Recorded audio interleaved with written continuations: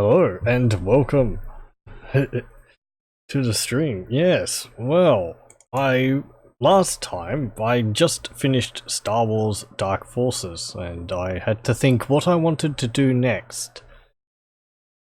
I have some ideas, but I still would need a little bit more time to think, and I'm probably going to be doing a bit of a shorter stream tonight. So, in the absence of other things, and because I was planning on doing a stream of it anyway, because I really enjoy it, I thought I would play some Dwarf Fortress.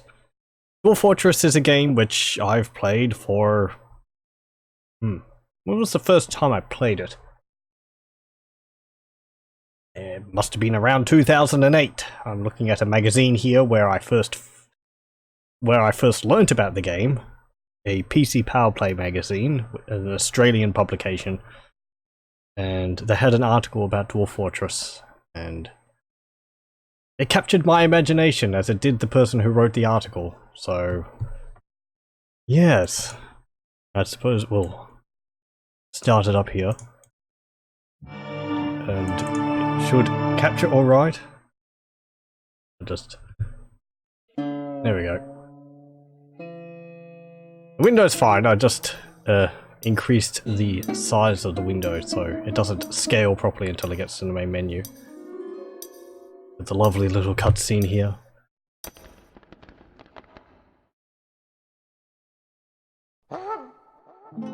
And there we go. Okay, now,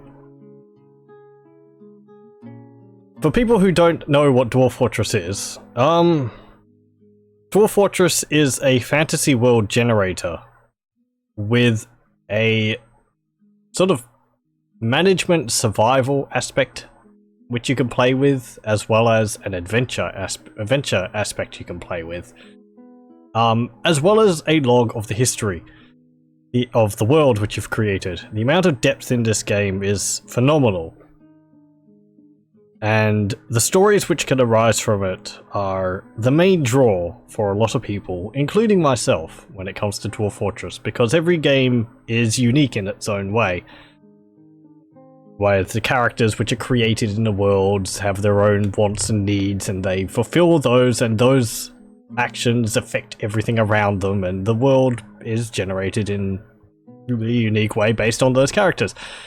It all seems rather daunting. However, the game is not actually that difficult to get into. It's breaking it down into the basic things you need to know, and then you just build on top of that with the more complicated things as you feel the need to. It's often said that losing is fun, and you will probably die many times in being able to play the game for longer periods of time. In Dwarf Fortress mode, there is no win condition, but you don't really need one. You just keep playing until either you get bored with it, or you'd lose, or your game gets such low FPS that you can't really play it anymore. So, you can see I've got, or if you've seen it, I've already got a world created, but we'll create a new world just so that we're completing off a completely fresh slate, though that world actually doesn't have anything being done with it. Yep. And we'll create a medium world. We can determine the size of the world here. We'll just create a medium one. History, we'll keep it short. I don't generally recommend going above medium, or even necessarily above short. If you go up to like long or very long, especially if the world size is like medium or large, you're going to probably have to wait for a few hours for the game to finish generating the history. So we'll do it short so that it only takes like a minute or two. Number of civilizations, we'll keep it medium. Maximum number of sites at medium. Number of beasts, medium. Savagery, medium. These affect various other things. Of course, civilizations is how many different races and cultures there are in a world. There will always be a base amount of like elves, dwarves, goblins, and kobolds around the world, as well as various other smaller factions, but this will increase the density of the population. Maximum number of sites, I believe that would count how many towns there are and all that. Oh, the screen's actually all... Oh no, that's fine. Okay. It seems like it's all bunched over here. That's how it is for me as well. I can't actually change that. So... did it get off? No. Okay, I'll stop fiddling with it. So number of sites, I think it's like how many villages, towns, cities are in the world. I'm not entirely clear on that, actually. Number of beasts is how many, like, well, makes large beasts more prevalent. That might, I don't know whether that means things like bears and so on, or whether it means more fantastical creatures, like, what are they called? Bronze Colossus, or Ettins, and so on. Savagery, this means how much certain more hazardous environments are around.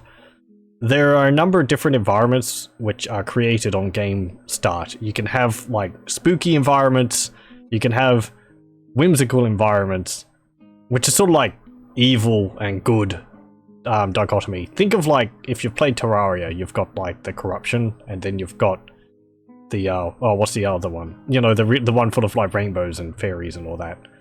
But they don't spread. They're more created by the types of creatures in the area, but they also have their own environments and their own creatures attached to them.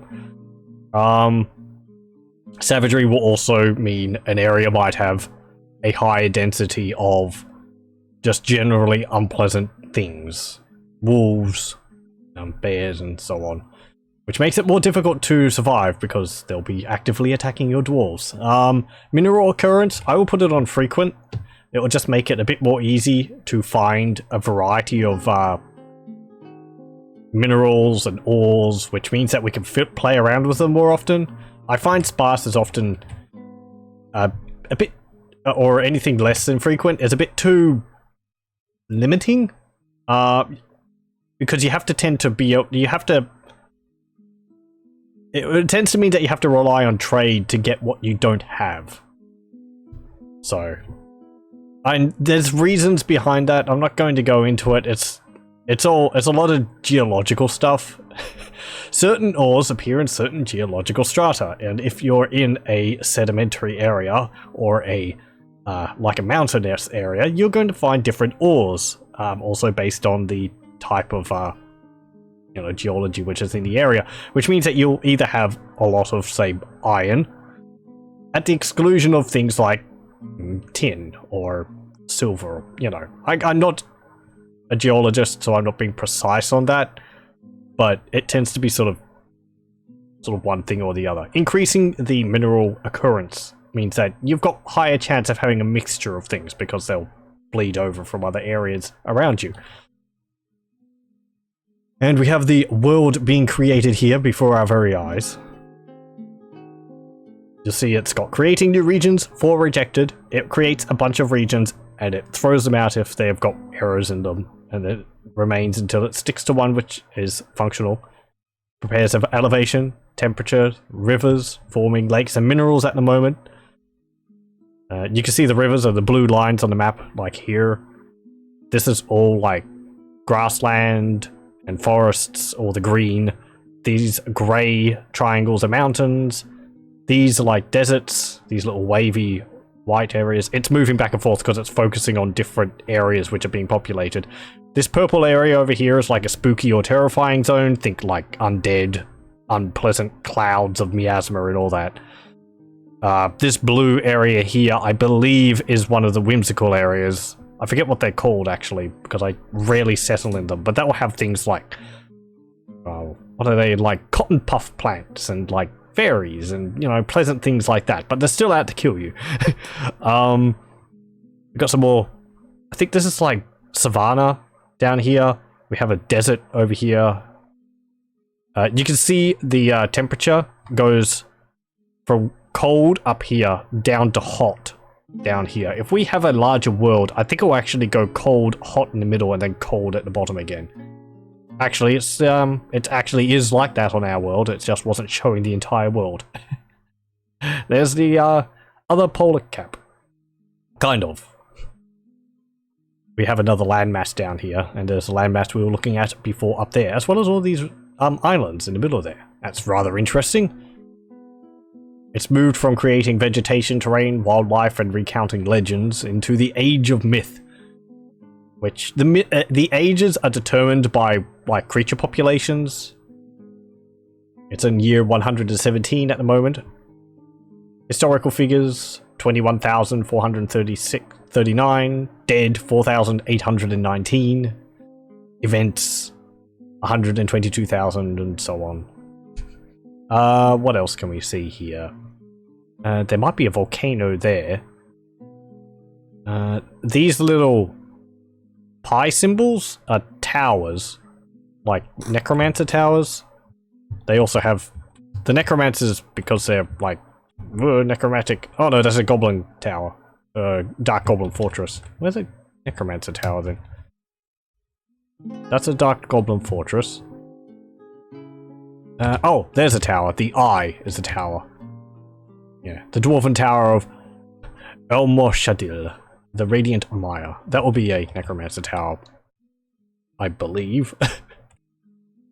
We also have elven retreats up here. The Elven Forest Retreat of Rethi-Renun.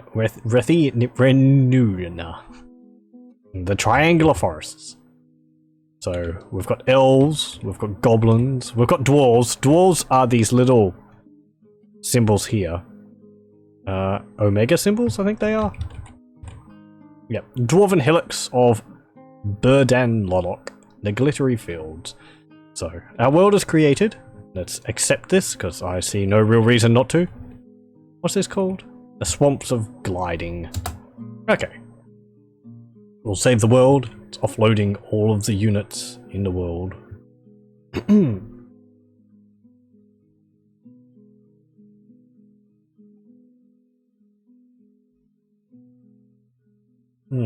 I have played Dwarf Fortress a fair amount. I think the first time I played it was... Well, not the year. The version, I think, was like 39C or something like that. I think. Which was just a little while up since the transition after of when it went from 2D to multiple Z levels. Things have changed quite a bit since then. It gets frequent updates? No, it doesn't. It gets like updates every now and then. I think the last update was last year. Maybe in July last year? That's the version I'm playing at the moment. 44.12. I think the next update is coming sometime. It's going to have a lot of plots and scheming from characters, so you're going to be able to have like... Oh, what's it called? Like puppet masters in the background manipulating their minions to create plots to overthrow rulers and put their own people in positions of power to control events from the shadows and all that. Okay, and we've created our world. We'll start playing. And we have the two worlds here because of the one which I created first. We'll do this one, Thurnum, which will be our region we just created. And we'll do Dwarf Fortress mode. There's Adventurer mode, where you create a character to wander around the world. And there's Legends mode, which allows you to read up on the lore and history of the world which you just created. Or about very individual people in the world. I don't think everyone, it's basically everyone. It's mostly people who had events around them. I don't think you can read up on anyone. I think they have to have done at least something of note. And the game's just advancing the time by a fortnight,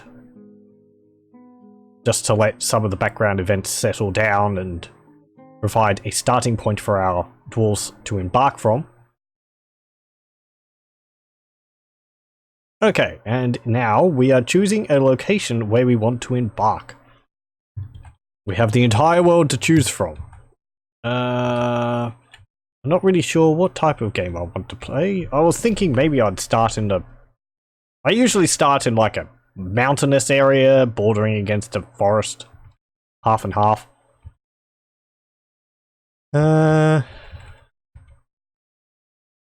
Let's see.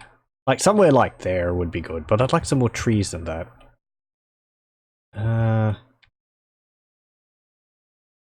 You can embark on an island.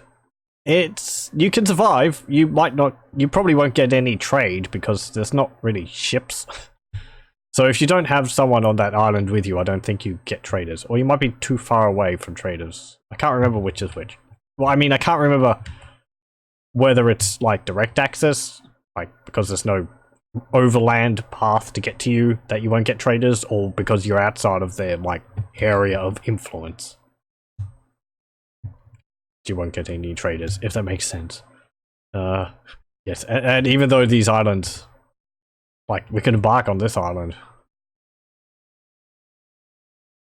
The Skinny Field, or the Dignified Hermitic Hills. Very deep soil, aquifer, shallow water, and deep metals. I'm not the most skilled at getting through aquifers. I've actually done it very little. I tend not to like to bother. This looks like an interesting area, actually. The Wall of Creeds. It's a mountain. The temperature is warm. Temperature affects things like how quickly your dwarves get tired, because if it's hot, they will obviously get quite tired from working in the heat all the time. Water sources could evaporate if the temperature gets too high. That's something to be worried. That's something to keep in mind, especially if you're in an area where there's only standing pools of water. It's good to have a river. You can see on this little image up here, this is what the area will look like for us. In particular, this area here, this little square here, is the gameplay area we're going to be seeing if we embark here. We can see there's mountains along here, there's a river, and then there's some grassland, light forested area along there. I can increase the size of it. So I could increase it to the size of this entire zone if I wanted. It's not recommended to do that because frames would be a terrible issue. Though I do tend to increase it just a little bit. So if we move it back and forth, we'll get back to the 4x4, which the general embark zone is. But you can increase it by like 5x5, and it won't have too much of an impact on the frames. I find it still reasonable. Frames in this mostly mean the game runs slower. It's not so much jerkiness, it's just it takes longer to process events, and that will get worse as you get more dwarves in your settlement. Now, is that where we want to embark? There's a brook. It's russet salves. It's got shallow water, deep metals, and flux stone layer. That's actually pretty good. Flux stone is used in the production of steel. So if we have that, which it could be like... what's it called? It could be like chalk, which you use as a flux stone. If we also have iron, then we'll be able to make steel, which will be very valuable for us, as well as very good for equipment. Sure, why not? Let's embark there. You can also change modes here. We can see our neighbors. There's dwarves, elves, goblins, which I believe that red line over here means that we're at war with them. Maybe? And there's humans. So we have contact with all of the races around here. My civilization is the Hot Armors. You can see some other civilizations around here. The Kindled Smiths, the Bright Vestibule, Fed Iron. Oh, I moved there. Yeah. I think... Does that change if I move over? No. Where were we? We were there. There we are. Okay. The Tomb of Church, the Soaked Works, the Lancer of Nature, the Glazer Visors, and the equivalent tongs. Can we change that, actually? Let's see. Plus minus select. Yes, we can. We can change the civilization we come from. You can see over here, it's highlighting the civilization which this is. So the Lancer of Natures is this over here, the ones which are highlighted blue. The Soaked Works are these ones down here. The Tomb of Church are also down here. They're a bit more scattered around. The Fed Irons are over here. The bright vestibule is over here. The hot armors is in this mountain range here particularly, which makes sense if we're embarking in this location. The kindled smith are all the way over here. The equivalent tongs are over here. Glazer visors. These will all be dwarf factions. Sure, let's just go from the hot armors. We could also do find desired location. You set several parameters for the game to search in the world for a embark location for you, which covers those parameters. So like, I want Fluxstone and I want Deep Ores, and it will look all the way around the world for a location which has those things. And you can remove things. So you say, I want both of these, add no aquifer, and it will look around and find something for that. You can also reclaim and unretire fortresses which you've previously played. We haven't got any, so we can't do that. Is there any other modes? Relative elevation. We can see the elevation of the area we're settling. It's high over here, about mid here, and low for the majority of the rest of the area. Cliff indicators. There's quite high cliffs up here, and it's more flat over here. And back. Okay, let's embark. And I usually just say play now. You can determine the loadout of items you have in your wagon. However, I usually don't bother with that. If you want to have more control over what your dwarves arrive with, it is recommended to do that, and it does help. But as I said, I tend to just be able to make do with the basic stuff. The basic stuff is a good balance of what you generally need. I think it's like, I can't go over all of it. It's like 2 oxen or something, or 2 draft animals, some other animals for food or milk. What else? Some wood, 2 pickaxes, an anvil. So we'll just play now. And there we go. You have arrived. After a journey from the mountain homes into the forbidding wilderness beyond, your harsh trek has finally ended. Your party of 7 is to make an outpost for the glory of all of Vushtosid. There are almost no supplies left, but with stout labor comes sustenance, whether by bolt, plow, or hook. Provide for your dwarves. You are expecting a supply cavern just before winter entombs you, but it is spring now, enough time to delve secure lodgings, ere the saltwater crocodiles get hungry. The new chapter of dwarven history begins here at this place. Ledusen, Rackhelped, strike the earth. This is partially uniquely created. Most of it is stock. However, this is specific to us. I think this might be the dwarven name for the hot armors. I'm not too sure. Also, this here, saltwater crocodiles. Apparently, we're going to have saltwater crocodiles in the area. This is determined by the, like, just what a dangerous creature in the area is. Anything else? Nope. Okay. And apparently our area, our outpost is called Ledusen, or Rackhelped. So, and there we go. I'll pause. It's a good idea to pause, which is by space at the beginning of an embark, just so that you can have a look around the map. Okay, also, I play without any, without any graphics mods. I know some people find it easier to see with graphics mods, and I used to play with graphics mods. However, the graphics mod which I used to use, which I believe was Mayday's graphics pack, I didn't have an update for a long time, so I just got used to playing with the basic graphics, and I haven't installed any since then. It's really not that difficult. If we see here, this is our dwarves here. I can actually zoom in. You zoom in by using the mouse wheel. The game, it can be used with the mouse to a degree. So if we have a look here, these are our dwarves, these little smiley faces here. These D's are dogs, these C's are cats, this capital H is an adult horse, and this block thing here is a wagon. These O's here are trees, particularly they're a cut through of the trunk of a tree. If you imagine, we're looking at a specific layer of the world. If I press shift and plus, or minus, if I do that, wait, no, if I press shift and the left and right, what are they called? Arrow bracket keys. We can go up and down layers. So if I go up one layer, we can see the trees start to fill out with branches and some leaves. If I go up again, there's the trees again.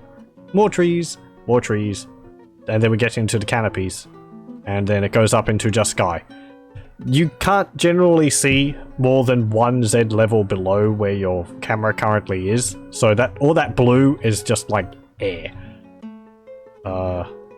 There is a mod which allows you to see multiple layers at various heights, so I could see the ground with my dwarves on it. It will be just faded, but I'm playing with no mods. We can see the river running through here. It's a brook, that's why it's a lighter blue. If it was a river, fully river, it would be darker blue, which means we couldn't cross it. This is a brook, so it's like, imagine it's got a lot of rocks and it's very shallow, so dwarves can actually walk over this. Though they can also drink and fish from it.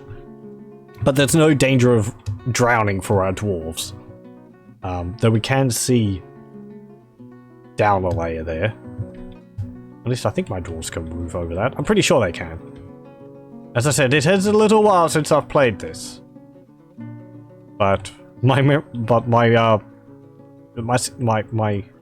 skills should all still be there.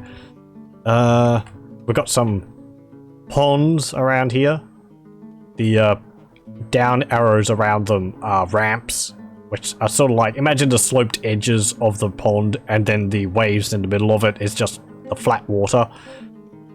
Though the water is actually where these arrows are, that's just more, if this was empty, a dwarf could use that to go down. If we go down a Z level, we can see this is the pond itself, surrounded by silt, is it? What have we got? That's clay. Fire clay wall. Okay. It's also damp because there's water right next to it. We can see these quarter symbols here are roots from the trees. Those will disappear if we cut down the tree. Because dwarves are very efficient and they're able to tear up the stump of a tree at the same time they cut it down. All this commas and apostrophes all over here are grass. There's also some bare patches where we can see claystone through it, these grey ones. These are boulders, these little infinity symbols. What else is there? I think there's some leaves on the ground, are they? Yep. No, that's fire clay showing through the grass. So it's worn away in some locations. Is there anything else around here? Can we see like an ant nest?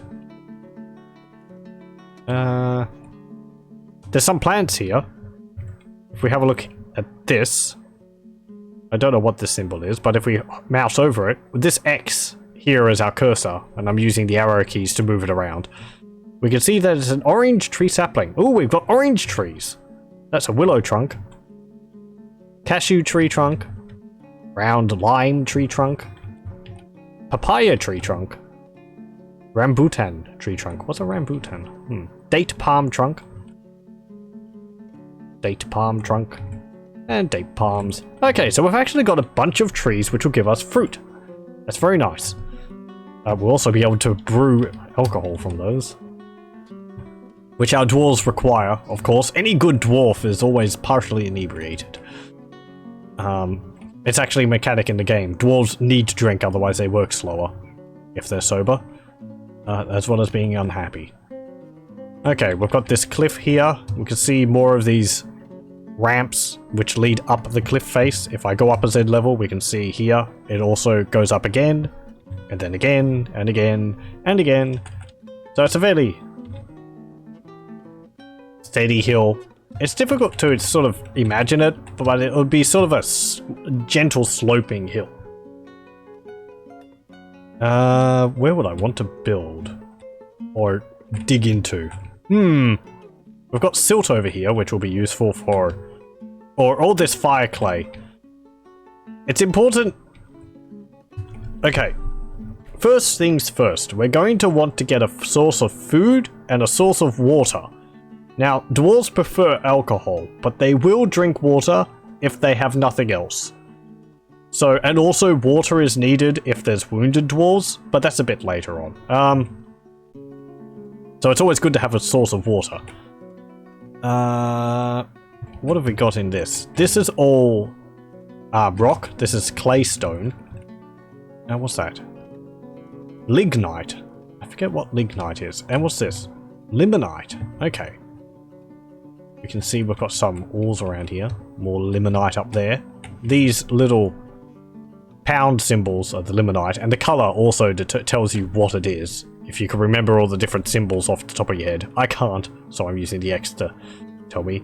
These little star symbols are like gems embedded in the walls. These are rough-hewn rose quartz clusters. They'll be very good for trade when we mine them and get our jeweler to cut them into a shape, or cut the gems into a more pleasing shape. There's a blue one over here, which is indigo tourmaline.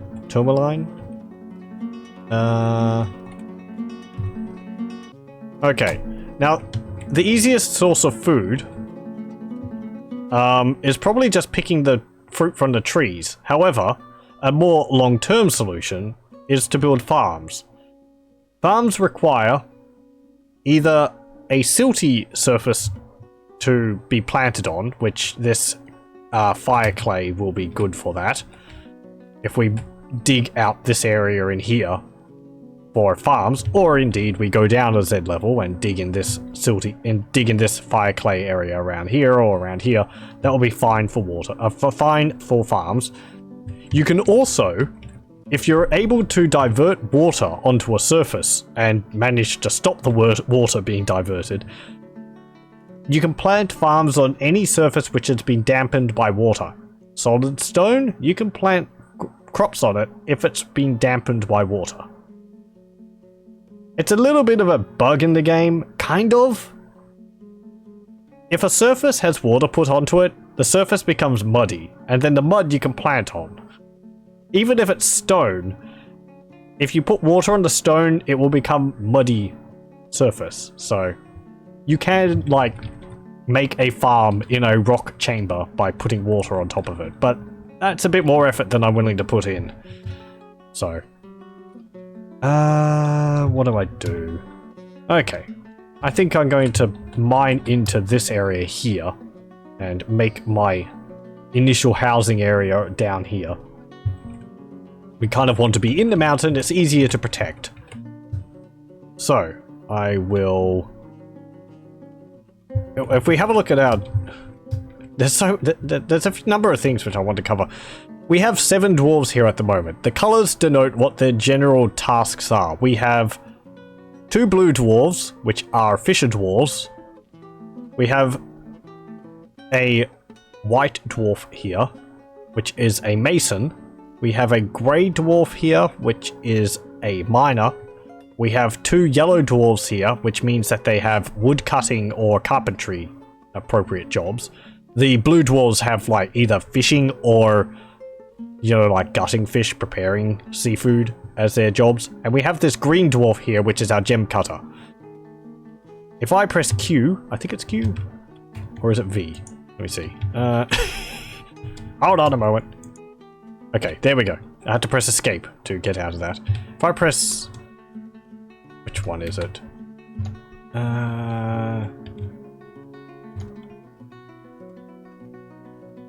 No, that's military. No, it's not Q. It is... No, that was our nobles and administrators, N. Don't worry me going through things, I'll explain them when we get to them. Is it C? No, it's not C. V? Well, yeah, V. We can use V. Okay. If I go to V, and I hover over Maffol Oslandinod here, jeweler, we see her name is Maffol Windgate. See, she's female here. She's got no job, and she's a novice gem cutter and gem setter, as well as a bunch of other things. She's also got an instrument, Itnet, novice, poetry, the fancy sparkle, skilled. I think that's sparkle? Okay, if we press B here, while we're over the top of her with using the V menu, we'll switch to labor. Is this what I want to do, actually? Let me see. Press P for preferences. L for labor. There we go. Okay. And we come up with this menu. Now, using the plus and minus keys on the numpad, you can scroll through this menu here. If we go down to jewelry, we'll take off gem cutting and gem setting for the moment. We'll press escape to go back, and we'll go up to mining, and we'll press enter to activate mining here. This means she's now a miner, or she'll now accept mining jobs. Remember when I said that we have embarked with 2 pickaxes? One of the miner we have already is holding his pickaxe, or her pickaxe. If I look here, and I go to G for general. Oh, her again. Pardon me. We have Cezia Enastobul, or Doctoring Canyons. I nearly said crayons. Doctoring Canyons. She is a miner. She's got pickup equipment as her job. She might not actually have her pickaxe to begin with. If I look at I, which is her inventory, we can see all of her clothes. She's wearing a bunch of sheep wool, alpaca wool, cave silk, spider cloak, llama wool trousers and cap, pigtail gloves and mittens, giant horned leather owl shoe. But she has no pickaxe, so she's still in the process of getting her equipment from the mining cart there. Now, let's start mining. If I press... How do I do this again? Let's see. Which one is it? Nope. I do a lot of this by just touch, so actually coming back to it after a while and also talking about it at the same time. A lot of it is like, how to say, it's like automatic. So now that I'm thinking about it, it's kind of derailed my train of, my fingers' train of thought. I want to... Designations? There we go. Designations. And we'll press Z to remove upstairs and ramps, because that's a good way to begin. And we'll press enter where the X is here. And I'll use the arrow keys to move a box from that flashing plus sign here over to here. And then if I press enter again, you'll see all this has become highlighted. This means this is all designated to be removed. It's generally a good idea to remove the ramps around where your dungeon, where your dwarf fortress is, so that it's more easily defendable by walls. Because otherwise creatures will just be able to go up the ramps and go around your walls. So if we do that, I'll also probably pull this bit here back so that it's a flat surface here. So that, you know, we don't have like these little outcroppings which creatures can hide behind, so it's like a flat zone which they're going into. But I want to do that in a specific manner. So if we press escape and then press spacebar, it will unpause and we'll see our 2 miner dwarves start to move and remove those ramps. We can see them activating over here. There's a cat which has just wandered over to follow them around, as cats do. Our other dwarves are just milling around here. I think our fisher dwarf has probably gone to the brook to fish. Let's press U, actually. U brings up a list of all the units in the area. We can see our 7 dwarves here. Yep. Ushria Estun Tobul, our fisher dwarf, has gone off fishing. Reg Erdim Sevol, the expedition leaver, in fact, has no job because we don't have a fishery for him or her to gut fish. Can I see what you are? You are a male. Okay. I'm not going to remember all this. We go back to the U menu.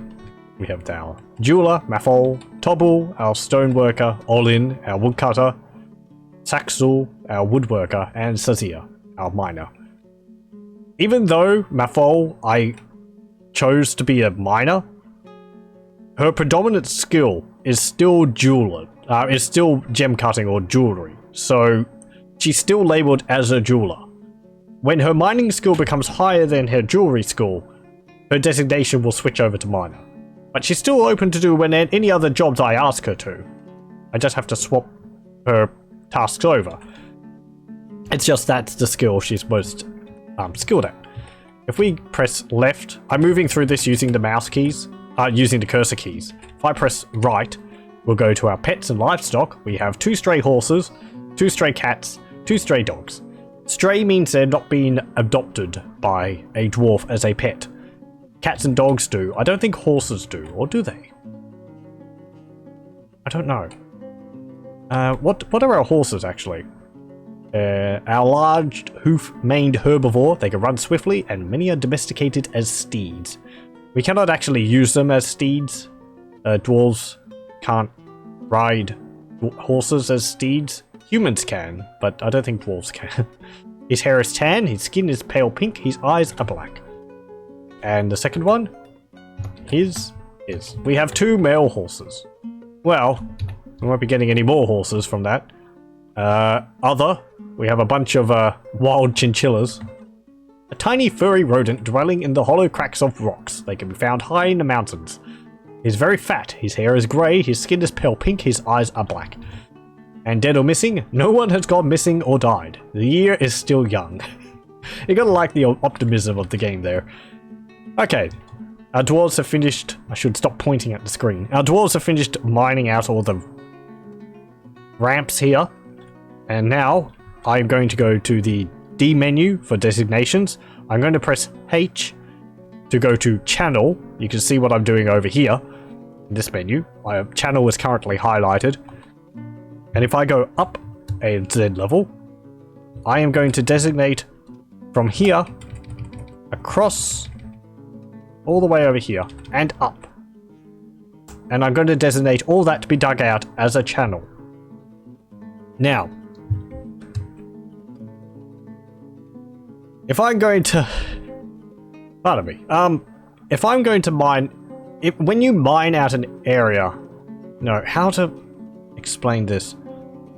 If I can find an image, it will probably help with explaining this. Dwarf Fortress...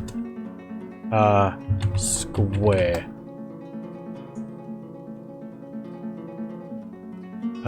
No. What would we call it? Block form?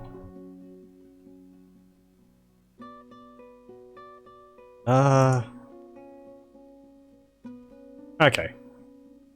This is not exactly what I wanted to find. Pardon the screen changing a little there. But if I can't drag that into the window. Why can't I do that? Wasn't letting me do that before. Ah, well. I'll try and explain it. I've clicked and I've activated a bit of a channel there. You remove designations by pressing X. You'll see remove designation over here is highlighted. Okay, now, if we see one of these blocks here, this is a square, right, of like solid rock. Squares in Dwarf Fortress are made up of 2 parts. There's the main part of the block, and then there's the like ground block, which is like a thin slab, which is what the dwarves stand on. This bit here is impassable because it's a solid rock. However, this is the ground, so they can walk on it. If I mine out this square, it leaves the ground underneath it. If I mine all this out, it will also leave the floor panels in the area above. So we'll actually have an overhang of rock above our heads down here. Because it's not removing the floor on the Z level above. When you dig a channel, it removes the ground on this Z level, and it also removes the solid block underneath that floor on the Z level below it. However, it doesn't remove the ground on the Z level below it. So if I mine all this out with channel, if I channel all this out, it will actually remove the floor on this Z level and the solid block underneath it. The main reason I'm doing this, rather than mining out the blocks underneath it and then removing the floor, is that without the solid block underneath it, the floor, if it's detached from the surrounding blocks, will actually collapse and hit the ground below, cause a dust cloud to form, and it can stun your dwarves and even injure them, quite badly sometimes. So by channeling the area away, it's much safer, because there's the ground still underneath it supporting it. We might have to remove these ramps afterwards, but that's much easier than mining underneath it, than trying to remove the floors which are hanging over the ground, hanging over the heads of dwarves which might be moving around underneath it. There's nothing to catch in the central swamps. Okay. You're struck saltpeter. Ooh. Okay. And we go back to the designation channel. We'll remove up ramps. And we'll just remove these again. We can also... Wait, hang on. Is that the right one? No, Z. Pardon me. There we go. If we have a look here also, we can see there's some different blocks here. If I press V... No, what is it? K. No? Yeah, it's K. You get K for information. Or just the general information cursor. We can see our mining has also revealed white sand. That would be nice if we want to make glass. Ooh, and there's the saltpeter, is it? Yep, rough-hewn saltpeter wall. I don't think you can't do anything with saltpeter. It's just a curiosity. Inappropriate dig icon, dig area. Okay, were you unable to remove a bit of ramp? Nope. Okay, it's fine. Now, if we can start mining into the rock proper and making out, pardon me, and making our fortress. So, how big is this? 1, 2, 3, 4, 5, 6, 7, 8, 9, 10, 11, 12, 13, 14, 15, 16, 17, 18, 19, 20, 10, 11, I think that moves by 11 squares. Yeah. So, 2, 3, 4, 5. 1 there, 2, 3, 4, 5. I don't know. 1 there, 2, 3, 4, 5. 5, 2, 1, 2, 3, 4, 5. Yeah, whatever. I'm not that particular about the layout of things. Let me just do that again. I want a room like in the corner here, so that we can like look out here, possibly firing out with crossbows. Then I want at least like a 3x3 corridor for our dwarves to go in. We'll have a one door wide entrance. That'll be easy to control. We'll have another room here, which can be a training room. We'll have a 3x3 room here. That's a 2x2. 3x3 room here, which will be like a... what do you call it? Like a junction with branching off doors there. Then we'll have another room here, which can probably go down like that. That can be... How do I want to do this?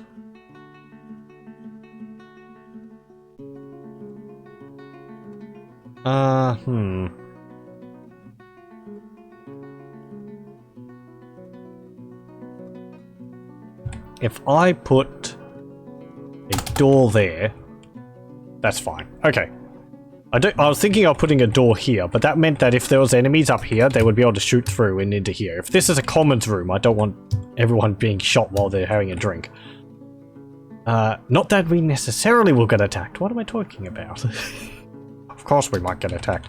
I have a 3x3 corridor going down here. I like corridors to be 3x3 or 3 wide because it allows dwarves enough room to move past each other. If you have narrow corridors, dwarves will have to crawl underneath each other, which means they'll take a lot longer to get around. So having at least a 3 wide corridor means that they have an easier time maneuvering past each other.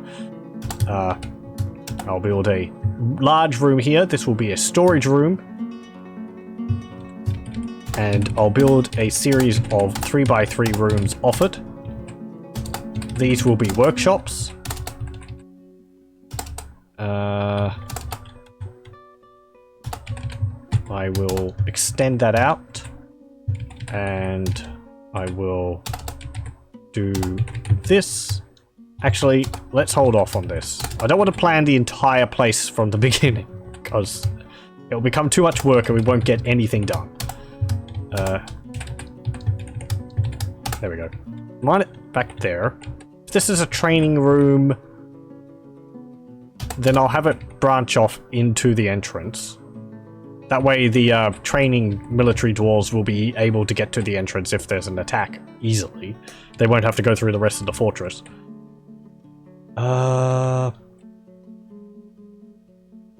You can have a 3x3 room there for like a kitchen. There as well. Let's make...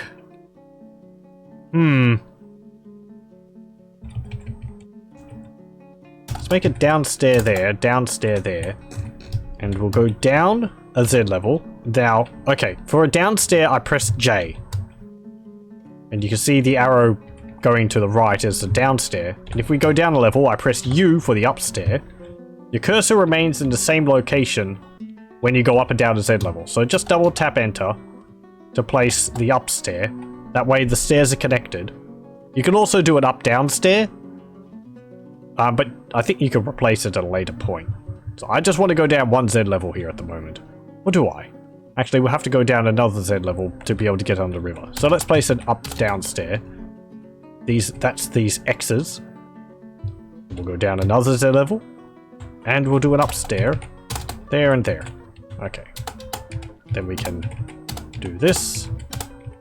And I want to extend this over to...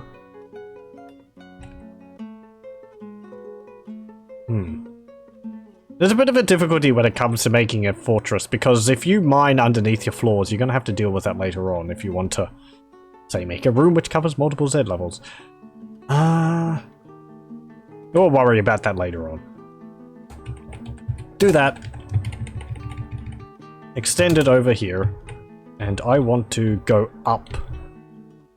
Like here. Okay. So we'll do an upstairs here. Yeah. No, wait. Upstairs. There we go. Remove that. We go up, downstairs, there, and there. And then we do a downstairs, which is J, there, and there. We'll extend this out like that. And we'll do like that. And we'll make this into a... what's it called? Into a farming area. I've made some rooms off from it to store things like seeds. Because it's a good idea to have the seeds located near the farm so that your farmer dwarves don't have to move too far to be able to plant. Okay. And our dwarves, our 2 miner dwarves, will begin mining all this out.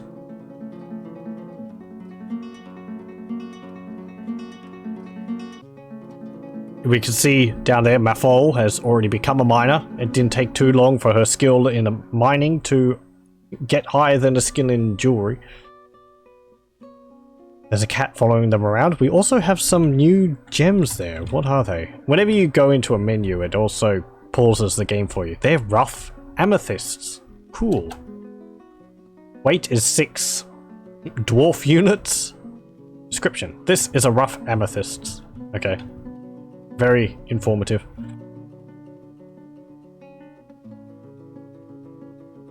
I also want all my dwarves inside as soon as possible.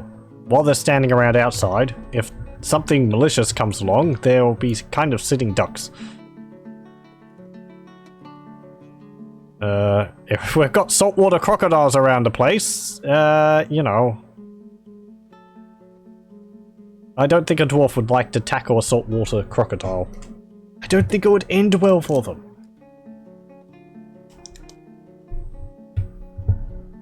Pardon me a moment.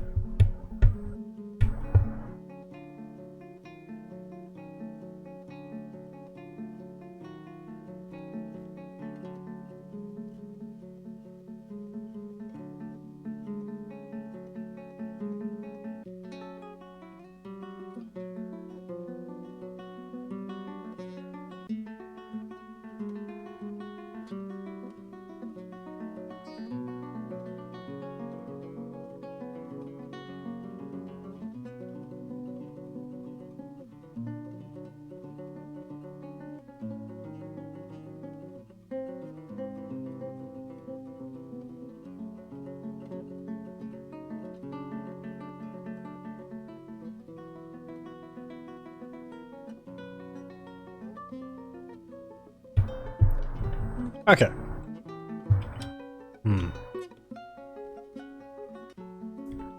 Melty chocolate bar. Now, what was up here? Is that a chinchilla wandering around here? Yes, it is.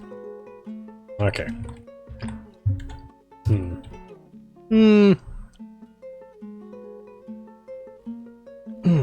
I'm going to make a storage, or what's it called? Like a storage pit for food.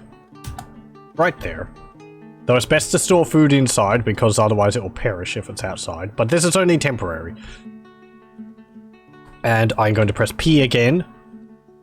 Is it P? Actually, hang on. D for designations. Is it? Yep. And I'm going to press P for gather plants. And we'll just say over here.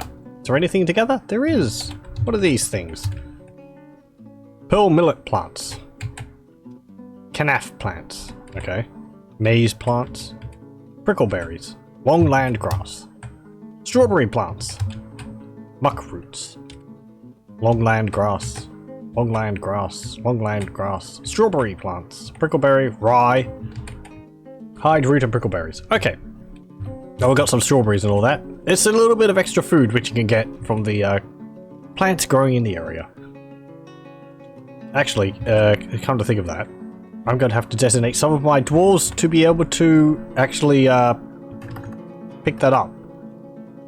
So that is in. Ah, they have plant gathering already activated. Do you? Farming. No, you do not. Okay, so I'll go plant gathering. And you can get plant gathering as well. The menu remains if you move over other dwarves. You may also have seen there that we can also ready our animals for slaughter if we so wish. And you can also geld them. If you don't particularly want to have a lot of horses or other animals running around. But you might. You have to. Actually, I was going to say you have to provide areas for them to eat in. So we're going to do that as well. Which one is that? Designation? No. Egg burrows? No, it's not burrows. Ooh. What one is it? Locations? No, that's not it. I for zones. There we go. And if we drag that out from there to there, and we press enter again, this is a zone, and we will designate this zone as a pen pasture, which we'll press N, and we'll press Shift N for capital, and we will tell our two horses to go in there. Most herbivore animals require a pen or pasture for them to be able to eat. they won't wander around and eat the grass underneath them until you put them into a pen or pasture.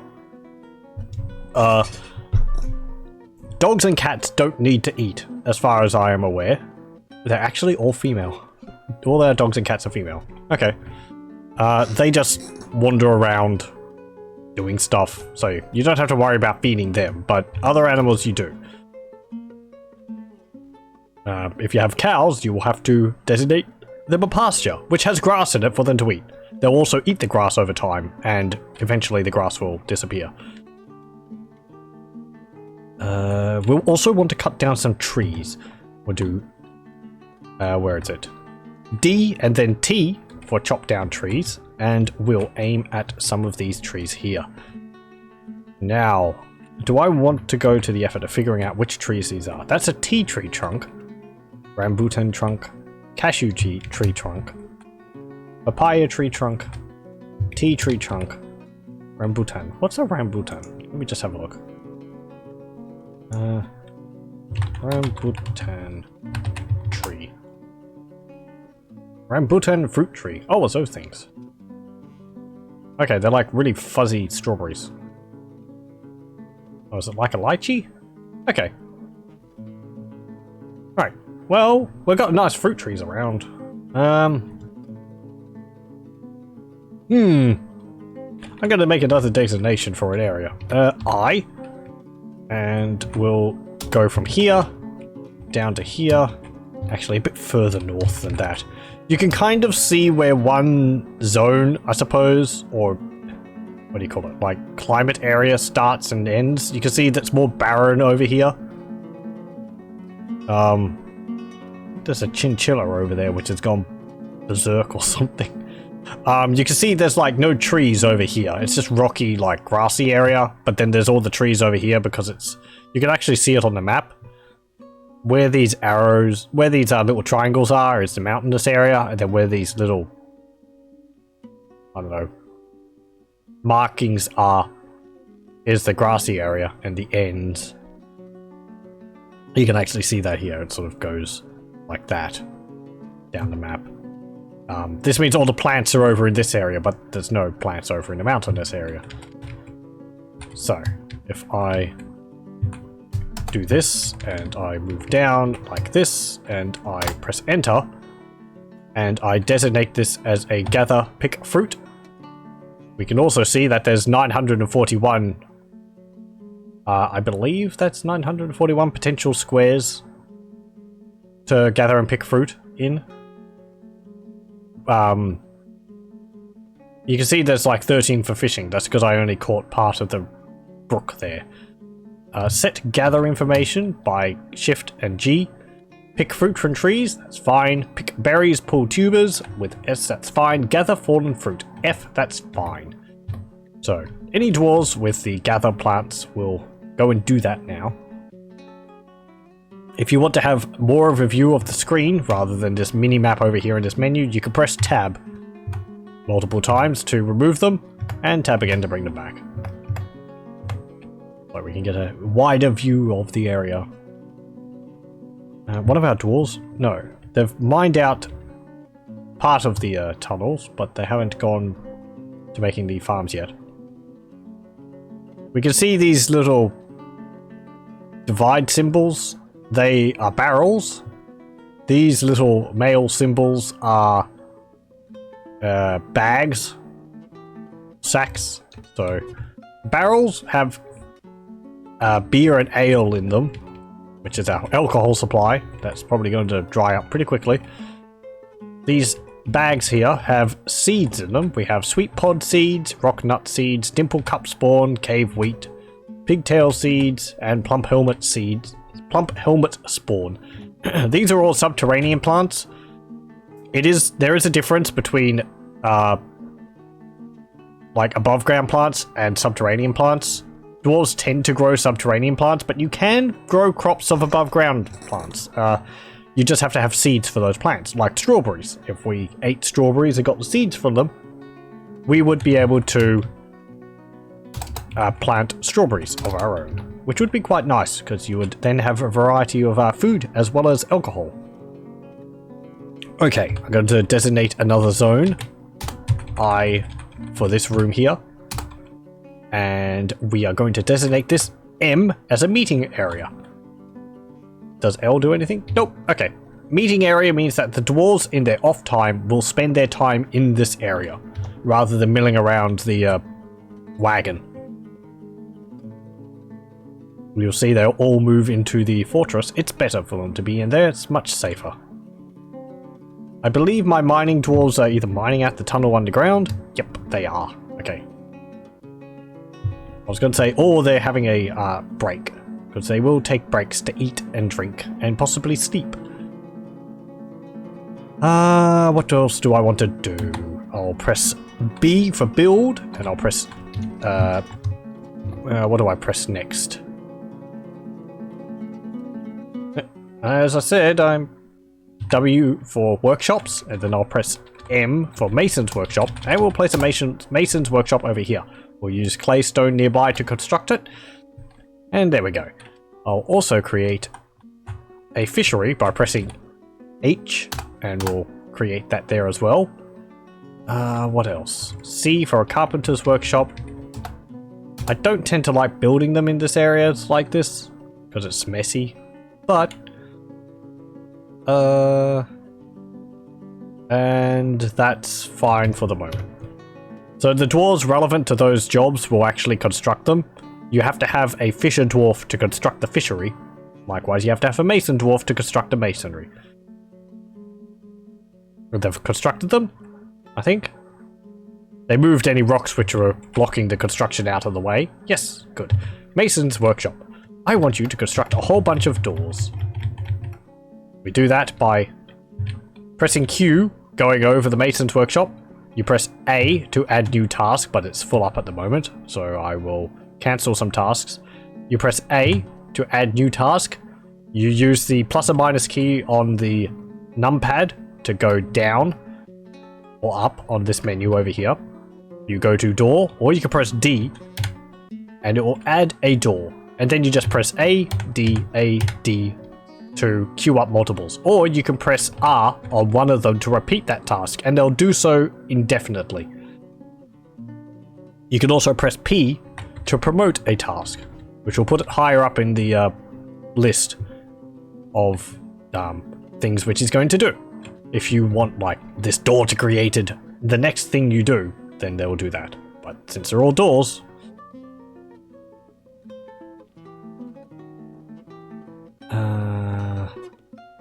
anything else? The fishery will have tasks done and queued up for it automatically. What's it called?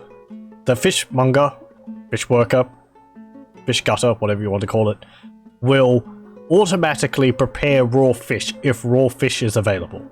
That means if there's a fish which has been caught, they'll gut them and prepare them for eating. If there's crustaceans like lobsters, they will prepare them and get the shells and stuff off them so that they're ready to eat. Also, if there's mussels or clams, then they will do the same with that. You will need to have a... Actually, we'll do that as well. If we press P for a storage pit, then we designate... We will press R for refuse, and we'll place this actually up here so that it's not in the area where the horses are eating, but I don't believe it affects them. It's just neater this way. And we'll stretch it out like that. This is where any dwarves are going to put any refuse. We can also highlight multiple things there, I think. If we press Q on it, yeah, this is stockpile. We can press change settings, and we'll bring up this menu. Change settings with S. We can go accept corpses, enable with E, and anything else I want in here? No, that should be fine. Refuse and corpses. I activate corpses in case we butcher an animal, then the bones and all that will go into the refuse pit. It's also good to have the refuse pit outside, because if you have perishables or rotting meat and so on, then they will create stink clouds. And if they're inside, these stink clouds will upset dwarves nearby with miasma. Having it outside means that it doesn't generate stink clouds. Carpentry. Carpenter's workshop. We don't actually have much wood because I haven't cut down any trees. Cut down... just cut down some of the trees. It doesn't really matter. There's a bunch of other ones. What's that, actually? Papaya tree trunk. Horned melon vines. Lentil plants. Pepper plants. Hey, we got pepper. We could create meals of pepper for our dwarves. How lovely. I feel it's important not to forget the natural food which is growing around the area. It helps supplement your dwarves' diet with a variety of stuff. Dwarves don't have like different nutritional values. You don't have to worry about what they're eating. It's just good practice to give them a variety of things to eat. Otherwise they get bored of eating the same things. I think about 3 is about what you need. That's the same for drink. If you just have dwarf beer or plump helmet wine for the dwarves to drink, they will get sick and tired of it. So you should have at least 3 different types of alcohol for them to swap between. Our dwarves are falling to sleep. You can see them by flashing and the Z appearing on top of them. Since they don't have beds, however, they're just sleeping on the ground where they were working or standing at the time. They're not really fussed where they sleep, but they will complain if they don't have a bed. To create beds, you need wood. You cannot create beds out of stone.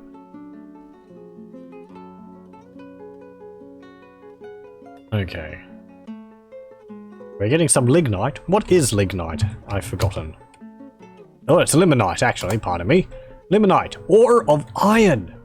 This is limonite. Cool, so we've got iron here. That's nice.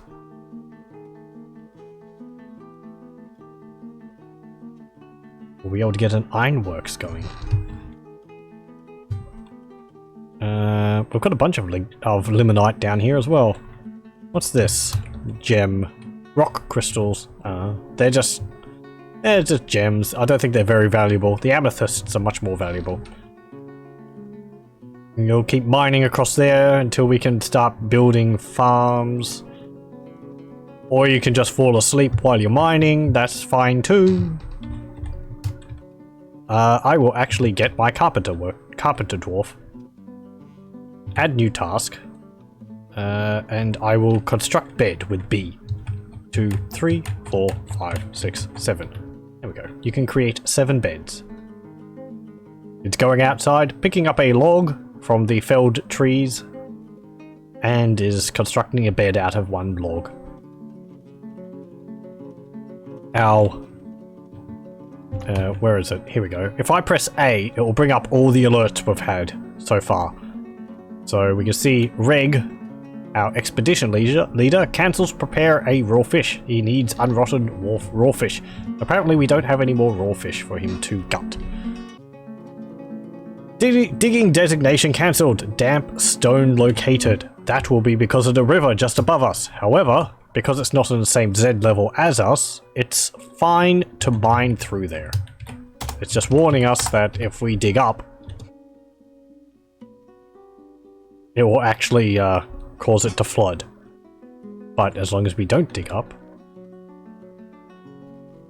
nothing bad will happen. Also, it pauses every time the alert for damp stone is activated.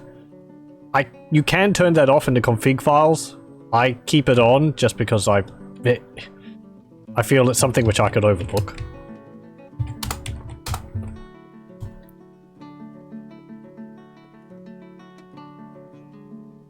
Okay, and you have to designate the mining again every time.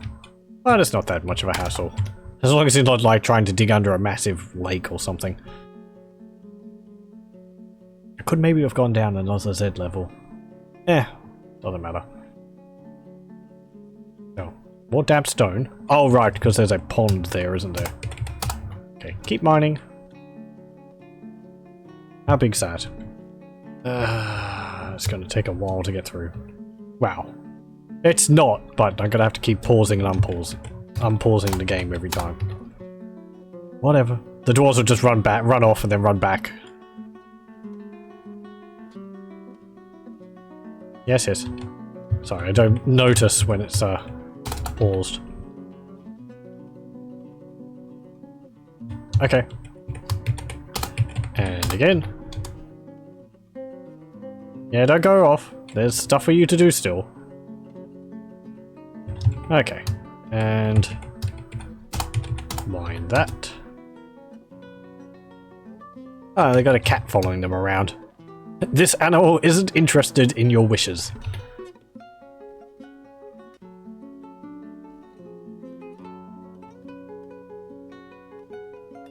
Okay, and there's just one last block of stone there to mine out. In really early versions of the Dwarf Fortress, it was necessary to leave pillars of rock to keep up the roof. However, that's not been something in the game since I think it came out of the 2D versions. So you can build a massive underground room with no support pillars and it will be perfectly fine. We have struck citrine. Nice. We'll go up 2Z levels? I went down 2Z levels. There we go. And we have beds, so I'll press B and B again for bed. And we'll put the beds over here for now.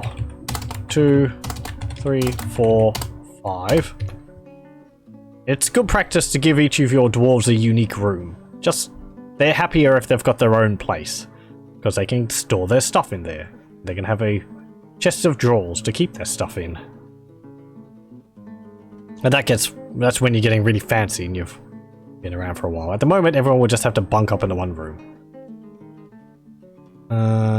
We can also place doors with B, D, because we've gotten a number of those constructed. All 10, actually. So put a door there, a door there, door there, door there, door there, one there, one there, down here, over there, and there. There we go. That was nearly perfect number of doors. All dwarves will help in constructing things like doors. They will pick them up from the workshop or the stockpile where they're located, and they'll install them as they need to. Because every dwarf has the hauling task activated by default. You can turn that off if you want a dwarf solely focused on, say, mining, and not have your miners focused on, like, hauling, which can be useful. You need mining to be done right now, and you don't want them to be picking up other stuff. Okay, we've dug out into the fire clay over here. And we'll continue to mine that out. You'll notice they're mining the clay out a lot faster than the stone.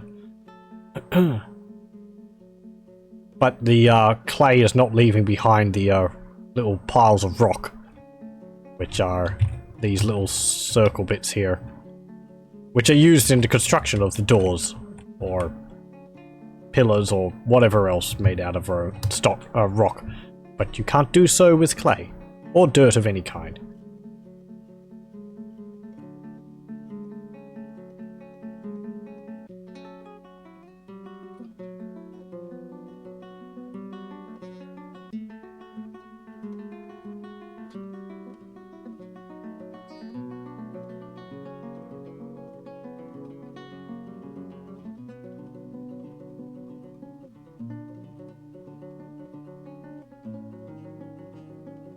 And they're nearly done with the farming area.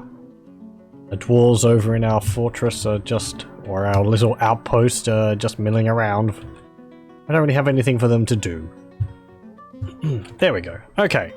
Now we want to, P, is it? No, it's not P.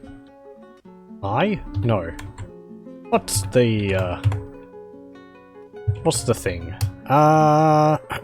We want to do...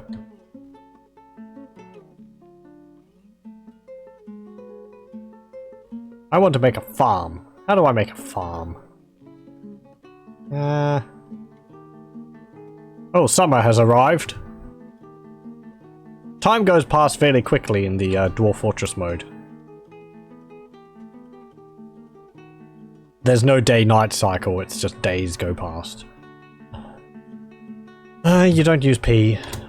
I want to do... Let me see. Is it zones?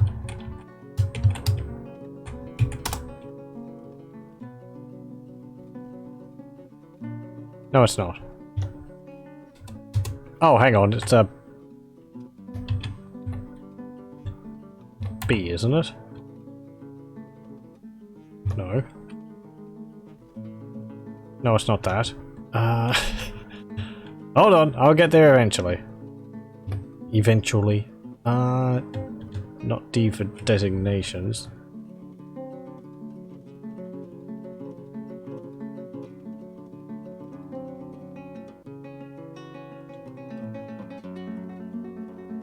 Oh, sure, it's not B.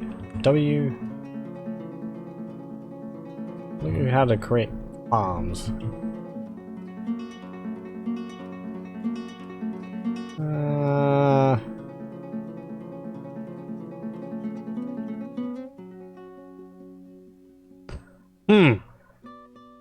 I'm just completely blanking on this.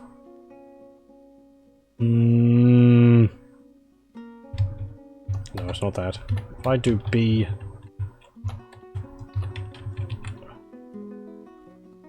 No, it's not that. No, it's not that. Is it not under D? C.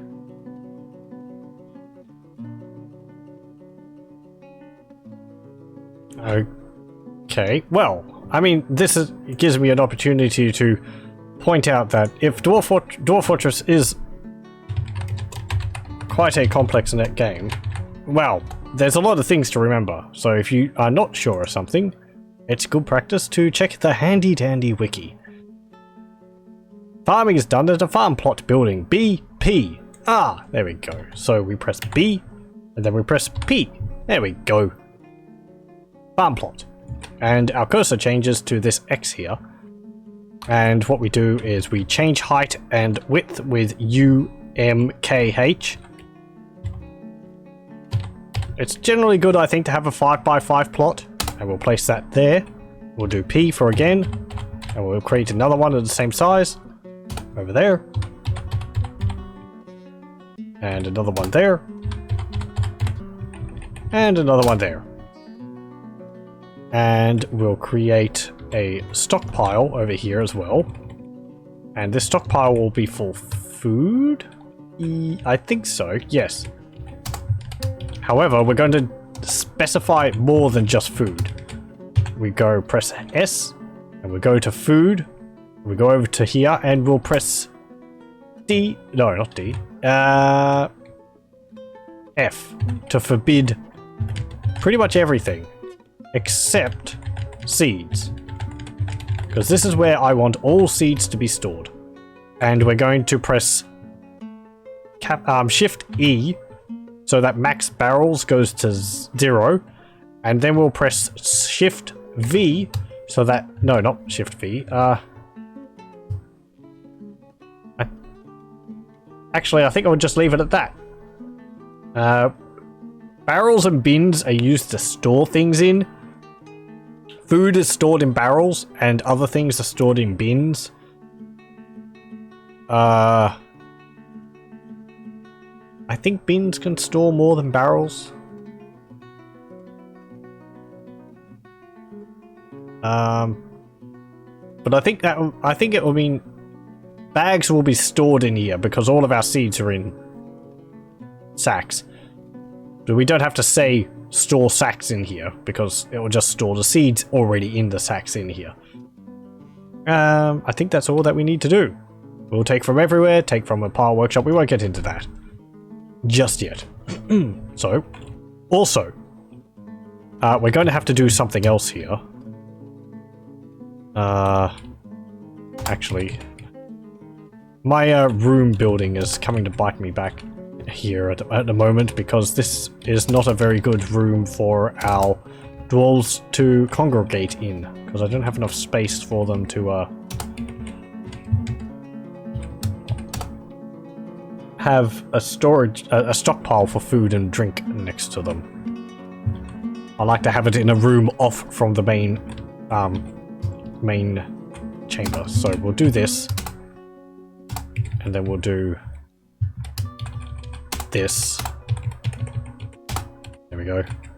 And there, and there, and there, and we can do... There we go, like that. Actually, there's one more thing which I want to do. I will change this room here, and we'll dig a channel.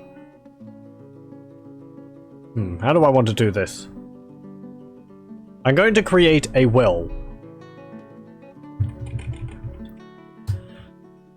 Okay. Dig a channel from there to here. Dig a channel from there. Is there anything underneath it? Nope. Good. It's important to check whether there's anything underneath where you're digging a channel, just so that you don't dig into a room underground and flood the rest of your fortress. It has happened to me and many other people. And it's something even people who have played a lot of Dwarf Fortress can sometimes fall into the habit of, fall into the error of doing, because you just forget there's a room underneath it, and then you wonder why your dwarves can't get anywhere. Because they're all floundering around in water, which wasn't there before. Hello, welcome. Our dwarf will dig out that channel, and I am going to create a... What am I going to do? Mason's workshop. We'll create some blocks, which we'll use to create some walls, because I'm going to block off this tunnel which I'm using for the... Actually, no, I don't need to create blocks, do I? I can just create walls. I am going to create some grates. Hatch covers. Are the grates the ones which go along vertically? A grate as a furniture item is used in construction for wall grates and floor grates. Yep, okay. So we'll create some grates. There we go. Hello. Yes, it's the original tile set. I'm a bit of a stickler for the base tile set. I used to use the tile set, Mayday's tile set, but a while ago he didn't update it for a bit, so I got used to using the base tile set, and I just stuck with it.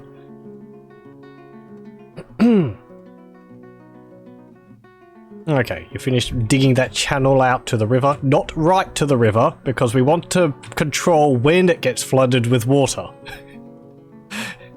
Water is difficult to work with, so it's good to have, you know, not to rush things too much. Water has a habit of getting everywhere. Okay. Now, I am going to mine out this wall here. I am also going to press B, capital C, which is Shift C, and then I'm going to press F for floor.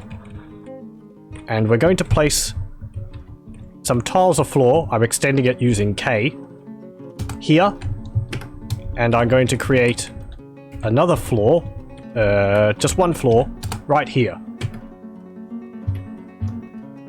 This is going to cover up part of the channel which I dug, which means if we get nasties wandering into the map, they won't be able to, like, go through the channel and come up into my fortress that way. I'm also going to do some other stuff to block this passage here.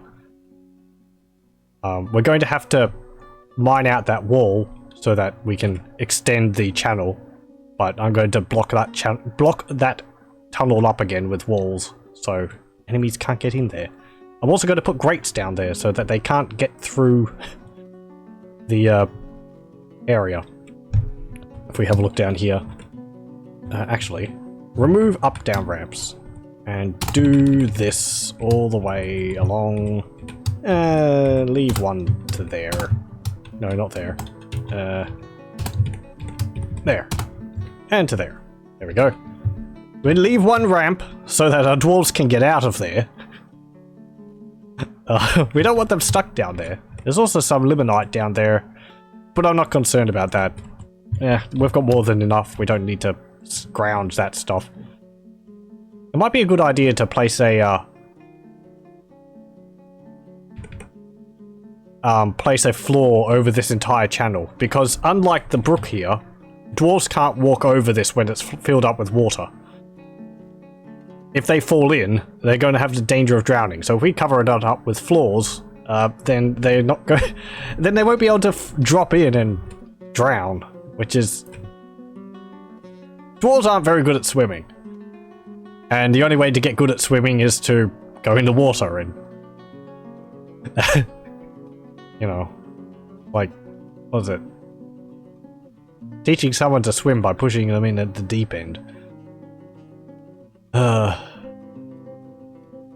Okay, you're finishing mining out our storage room there.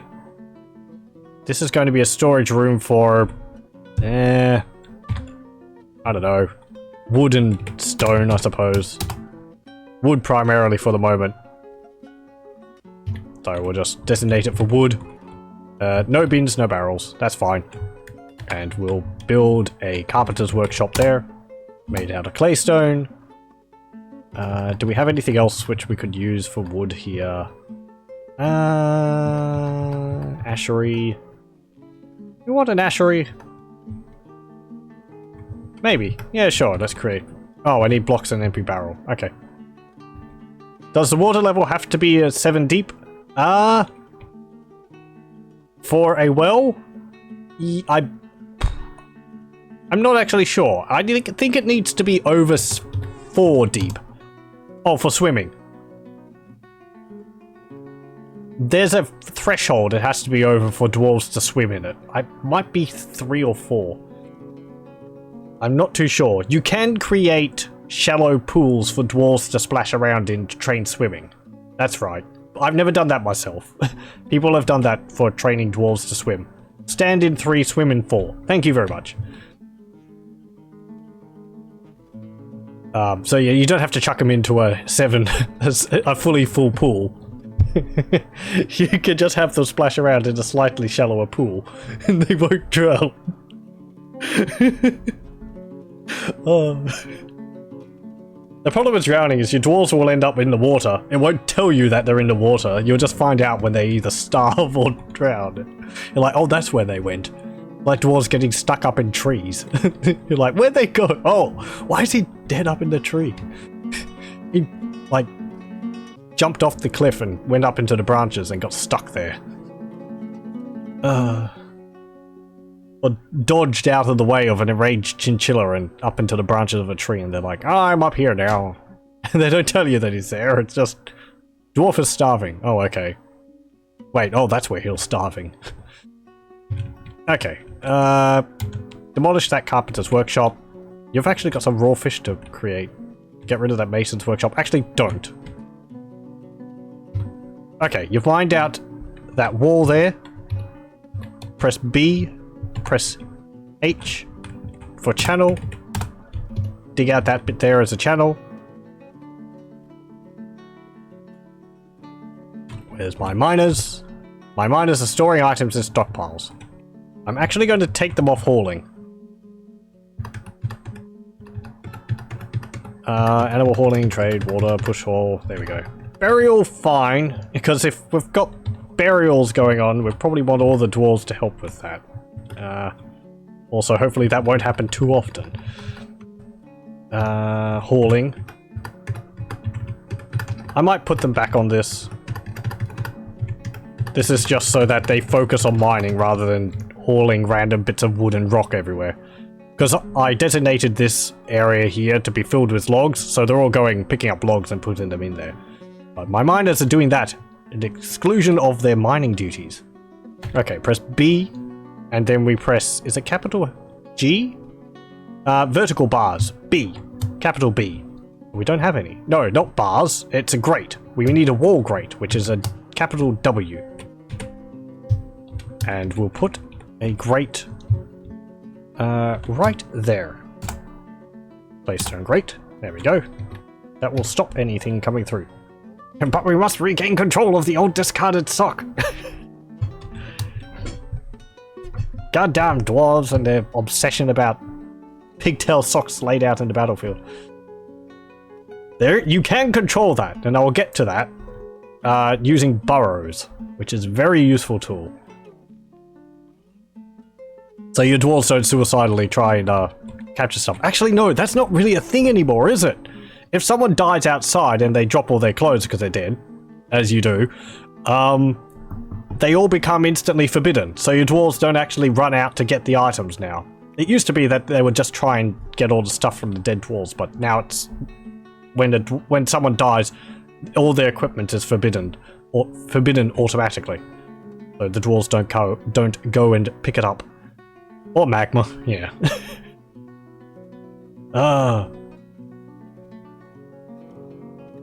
I remember there was a fortress where... Was it the boat murdered one? The downfall of the fortress came about because a butterfly died in the front door and they couldn't close the door because the butterfly's corpse was keeping the door open. Oh, so stupid. Would I rather embark on a haunted biome with no aquifer, or just embark somewhere with an aquifer but it isn't haunted?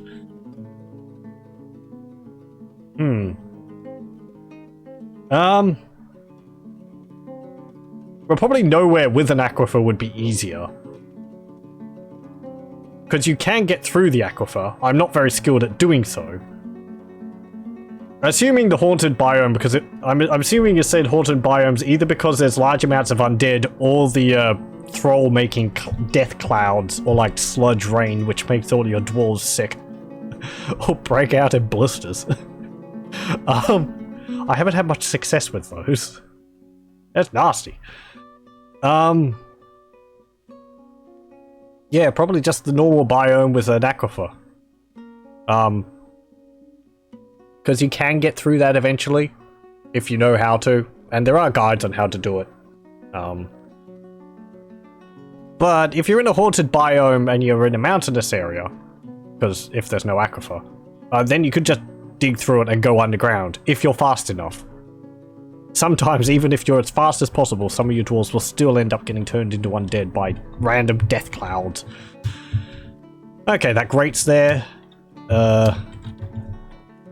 Remove the ramps, except for the last one, because we want our dwarves to be able to get out of the well. Ooh, actually, that reminds me. Add new task, construct blocks. And I want you to construct... Do we need blocks or slabs? I think blocks. Yeah. Let me see. BWC? No. BW... What is it? Where's well? Well is L. Need blocks and mechanisms. That's right. So we go to there, go to L for workshops, and we go T for mechanics workshop. And we'll need some mechanisms. Oh, we can also see our refuse pile here is filling up with mussel shells, which you can use for things. So yeah. I think the embark with an aquifer would be easier, if it's not haunted. Because you would have more control over your dwarves. And you can find other sources of... Well, you can trade for ore. If you make woodcrafts and all that out of the trees. You might have access to some stone. Might not all be underneath the aquifer. You can embark on the edge, as I've done, between two zones. That means even if there is an aquifer, you can just go over to the mountains, mine down there, and bypass the aquifer that way. Okay, we've mined that out. I will... C, F, and I'll place a floor here. Make sure it's made out of claystone, because I use the closest material to construct walls and floors out of. And if the closest one's wood, they'll create it out of wood, which isn't terrible. I just like the uniform color. Okay. Now we'll create a wall. And we'll create two walls here out of claystone, and we'll block that hole up.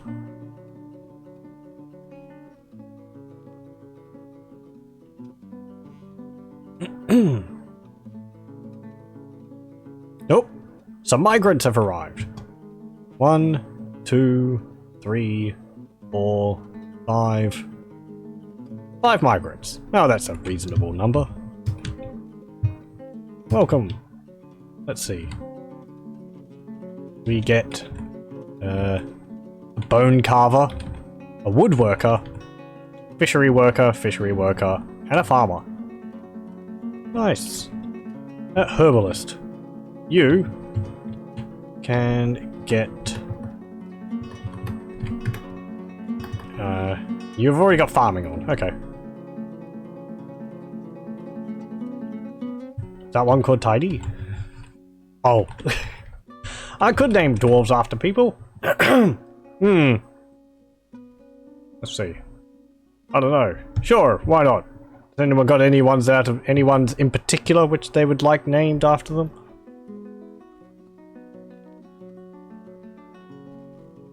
Ugh. There's no guarantee for the survival of any dwarf, regardless, because of their name. The most useless one. Every dwarf is useful, it's just I haven't given them a task to do yet.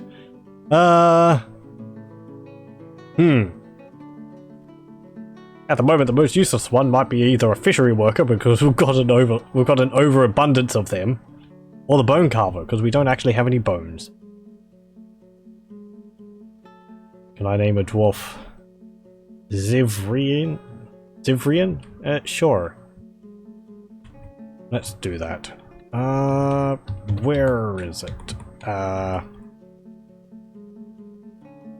Fishery worker. You? How do I do this? Nope. Preferences. No, hang on. Hold on. Bone carver, there you are. I'll name you. Is it I? No. Wounds. No. Z. There we go. Okay. And we go Y for custom, and we go customize nickname. And I'll call this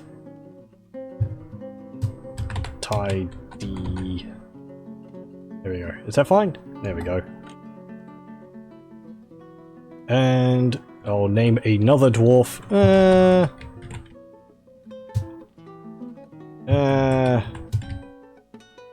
Sure, this fisher dwarf down here. You. Nickname. You can be named Zivirian. No, that's not right. Ziv XYVYRAIAN. I think that's right. Yep. Okay. There you go. Ah.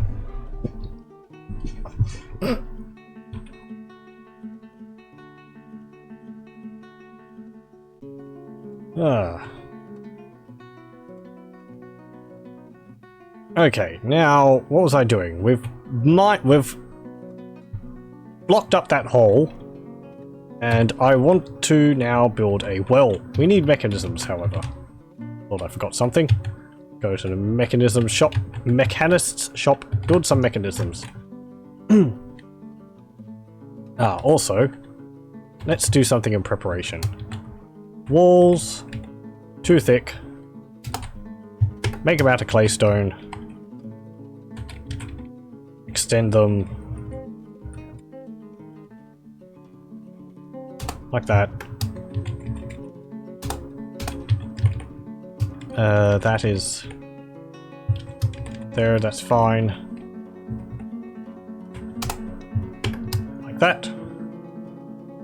And... good. Okay.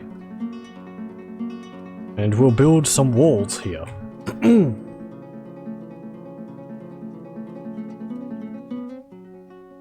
That is pronounced Xavi?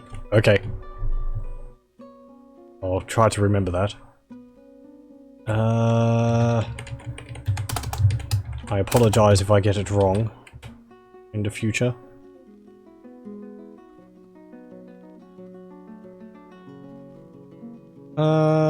They're all constructing that wall nicely. It just means it's a little bit of an extra layer of defense. You suspended construction of the wall. Is that because there's a rock in the way? Yes. You might notice also dwarves are slower when they're dragging rocks around. That was added in one of the more recent past versions. Objects have a more solid weight to them, and if a dwarf is carrying a rock around, it means they take longer to get around. That's why you use wheelbarrows. Just the silly name it came up with? Okay. Fine, fine.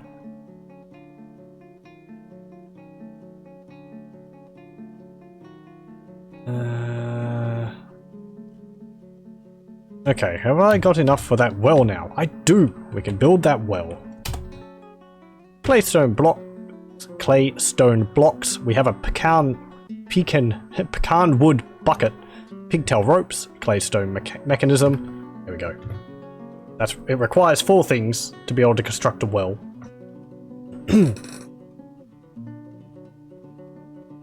And there we go, they finished building that wall.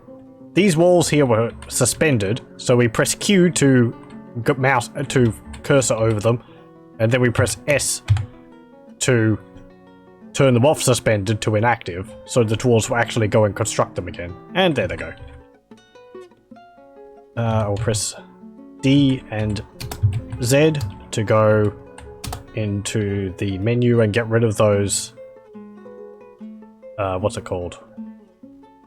And those ramps. I might also remove the ramps down here.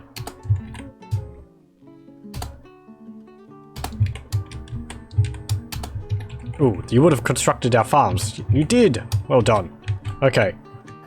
We'll create this one here, and we'll focus it on plump helmets. Remember, you have... Okay. Farms work on each 4-season... In 4-season system. A, B, C, and D scroll through spring, summer, autumn, winter. Certain plants only grow in certain periods of the year. Plump helmets grow through all 4 seasons. If we go to this one over here in spring, and we do dimple cups, then we'll go dimple cups in summer, in autumn, and in winter. So they grow in all seasons as well. If we go here and we do sweet pods, spring, summer, dimple cups don't grow in autumn, and they don't grow in winter. Some so next we want cave wheat here. Cave wheat only grows in summer and autumn. So I've set the plots for the farms out separately so that they focus on specific plants. That means there's less, like, a farm might be full, which means dwarves won't plant anything there. So if you have them separated out, it just makes it a bit more orderly. Dimple cups, worst cups. I can't actually remember. Are they actually edible, or are they just used for dye? And let's have a look. Subterranean crop. It can be milled into blue dimple dye. Okay, well that's not really an edible crop then, is it? But we can get it anyway. I don't really dye stuff. You can dye clothing which you're making, but... Okay. We might change it to quarry bushes. There we go. It's just dye, yeah. Oh, we're struck lignite. Can we see where that is? Oh, down there, of course.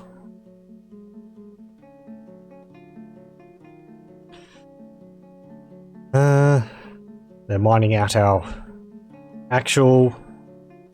what's it called? What's going to be our actual, like, dwarf living area. They've finished the well, which is good. That's all done and done. I am going to... I think we'll just channel it out now. There we go.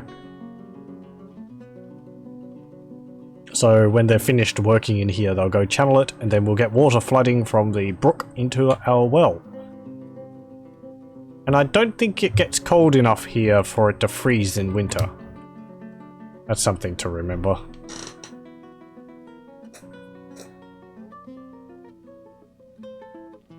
I don't think you need to have the water directly underneath where the well is. I think you can have the water several Z layers below where you construct the well. Because I think the bucket extends downwards. Sort of a fair distance. I'm pretty sure I read something about that. Rough indigo tourmalines. Okay.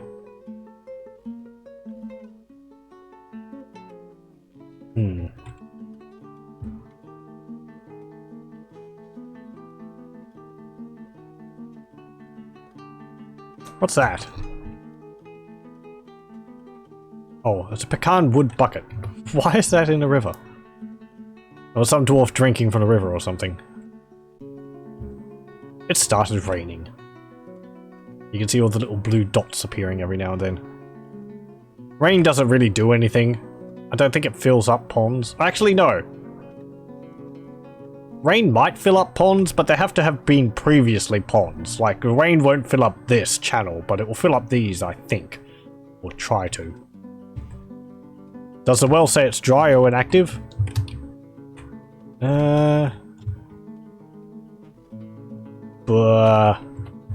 Let's see. Do we go over it with Q? There we go. Yeah, it says dry up there. So, it does tell you if there is no water there. But we haven't dug it out yet, so... Come on, miners! Get to it.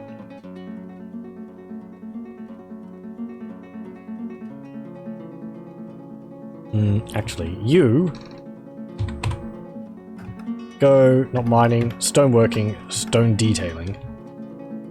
You're the expedition leader. You're the farmer. I want some of my dwarves on stone detailing. You've got stone detailing. There we go. And I'd want you to start smoothing out rocks. Just do it like that. There we go. Unsure if you need a tile of blank space below the well. I don't think the ramp will affect it. Hey! A Kia has stolen the copper battle axe, you little sod! Ugh!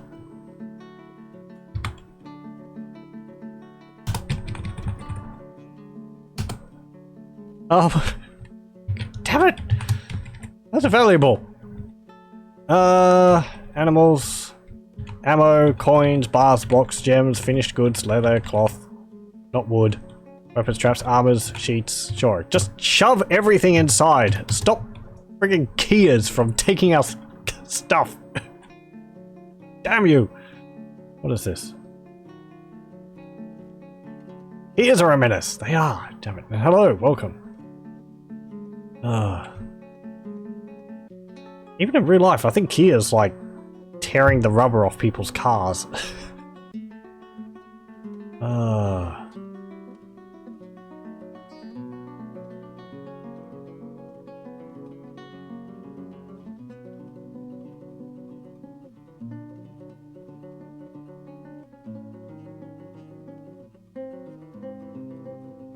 Okay, and they've mined out the area, or channeled out the area for our well. There's water in there now, and it's underneath the well.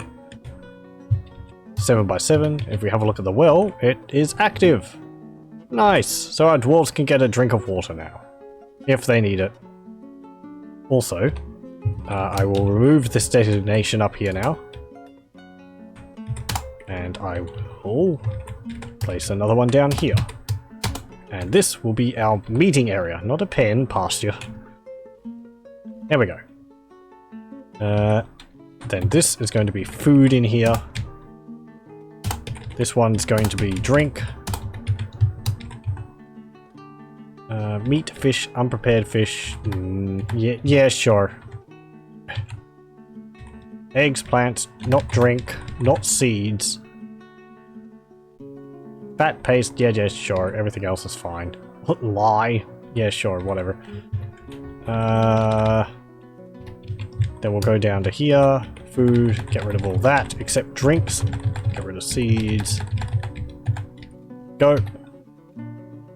That's going to have barrels in it. That's going to have barrels in it. We're going to need to create 45 barrels. Carpenters, make barrels. What's that? V. There we go. 2, 3, 4, 5, 6, 7, 8, 9, 10. I believe there's another menu where you can designate so many things to be created, but I've never really used that, so I can't remember.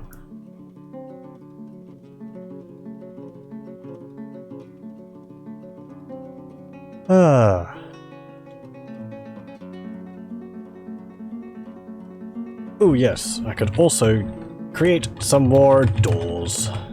There we go. What have we got on the map, actually? Because we had those... Yeah, we just got Kias. Chinchillas have gone, now there's Kias. Manager screen is great. That's the manager screen. Let me see. I've never really used it. I always just do things manually, which means I tend to forget when I need to create things.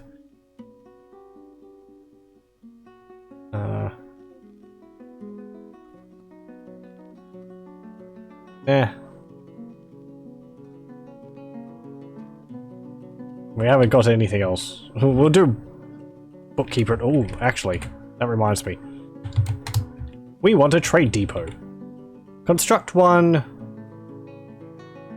Yeah, there. That's good. That actually fits perfectly.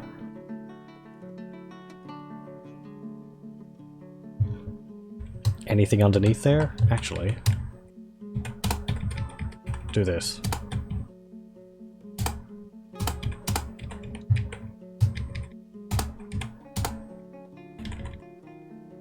We'll have a moat going around our fortress. Hey! Damn it, Kia stole the step ladder. We could easily build those. The common battle axe was easier. It was worse though. But we have a lot of iron available for us, so... Plant dangerous terrain?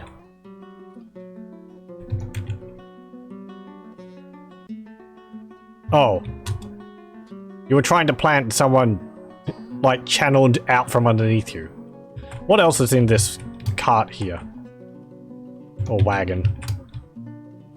Can I see? How do I see? I should be able to see with K, shouldn't I? Yeah. Whatever. Need an archer. Yeah, having a ranger or something to shoot them would be useful. I need bolts, and I'd need a crossbow. Okay, okay. Now, we are going to... let me think.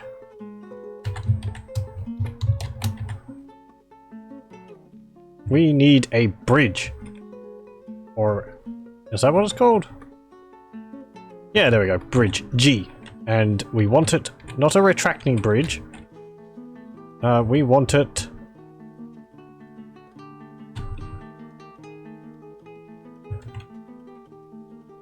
there we go. Raises that direction. And we'll extend it. Oh! There we go. Actually, that's not good. Actually, hang on. Have it raise this way. Oh, I can't because of the friggin'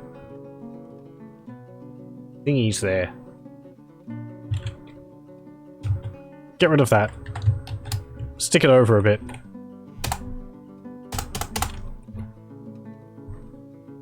G. Have it raise this way. What do people like? Do they like retracting bridges or raising bridges? I kind of like raising bridges. Actually. How am I going to do this? I'm trying to think, because raising bridges means that it flings enemies if they're on... fling things if they're on it. Do I want to fling them away from my fortress or into my fortress? And retracting is just what it sounds like. It pulls out from underneath them, so it dumps them in the hole if they're standing on top of the bridge. Raising is more fun, yeah. It also means it's a barrier. A retracting bridge just pulls in and there's no barrier when it's up, but a raising bridge forms a wall blocking off view from the direction it was raised in.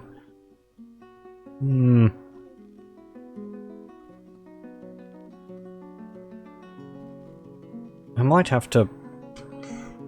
Let me think. I don't think you can build a bridge on a wall, on a floor.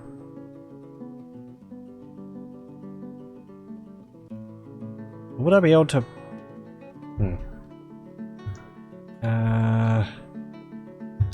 Could I do that? Let me see. Wall. If I build a wall down there...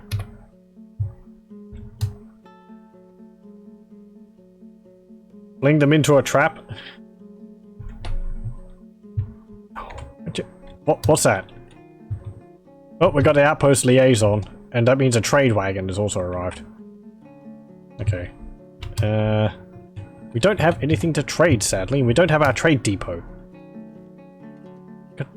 You keep... Why? Oh, I'm the liaison for the mountain homes. Let's discuss your situation. We don't have anything to trade, sorry. There is much to share. Information added to Civilization's World Info. Ooh. Okay. What requests do you have of our merchants? Begin discussion.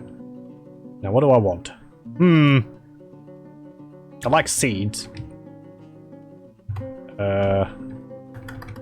Seeds. Give me plump helmet spawn, rock nuts, cave wheat, and sweet pods. This increases the likelihood that they'll come with that. There we go. Well then, we have finalized the import agreement. Look over documents. Yep, it's just as I said. Oh, does it actually increase the cost of when I demand more seeds? Yeah, it does actually. I think. Okay. Look over. This is their export. This is what they would like from us. They want fish.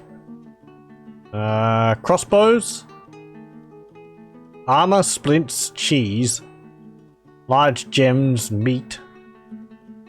Amulets. And then short swords. Metal bars, crutches, and headwear. Okay. So, if you manage to remember that, you can focus on those things to trade for next time. Actually, like retracting bridges for traps more. They've even get that Looney Tune second before they fall. Yeah, there's a bit of... Gravity took a while until it realized, hang on a moment, you're not supposed to be standing in midair, and... drops it. Okay. Oh, can they not build it because there's the, No, I think it was because there was a rock there. Yep. Okay. You built that. G. And if I press raise... Okay, actually we can build it on a wall. Cool. B... No. B, C, wall. There we go. Now, for trade wagons, you're going to want the road into your fortress at least 3 wide, because the wagons are 3 blocks wide. Stop! Why don't you... Oh, that stone is tasked? Who's got the task to move it? Let me have a look. Yeah, just do that. I'm sorry if I'm going through menus and not explaining what I'm doing. It's a bit difficult to keep up with it. As I said earlier, a lot of this stuff is automatic, so even I don't really know what I'm doing until I've already done it. Okay, there we go. Now, if I build a wall like that, and a wall like that... Actually, not yet. Stop that one. G... raise that way. There we go. We'll construct that bridge out of claystone. Hello, welcome.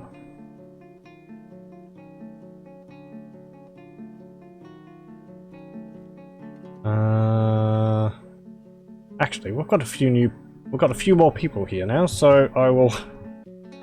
Suppose I can name a few more dwarves. Let's see. Tidy and what was it? I'm gonna have to check it.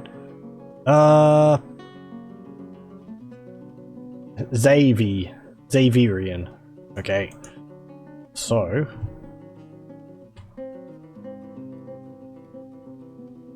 If people would like a dwarf, speak up and I will name one after you.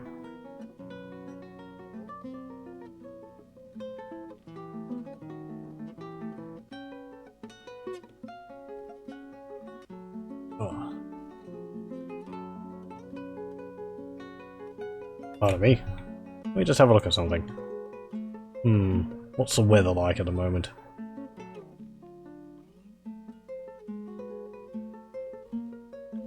Is it going to get to that? In the morning. Okay. Pardon me. It's Australian spring at the moment and it's a bit warm. I was saying it was going to rain later on, but that's more going to be in the early morning, so... Any axe dwarves? We don't have a military at the moment.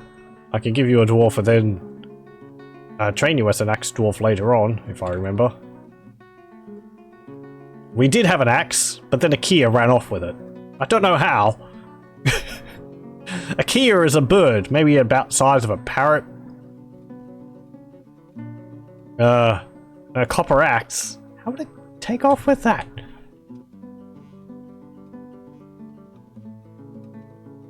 Oh, I'm not pronouncing it correctly? Zyvi?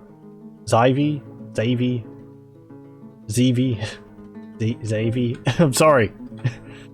Possibly my Australian accent, which is a mangling pronunciation.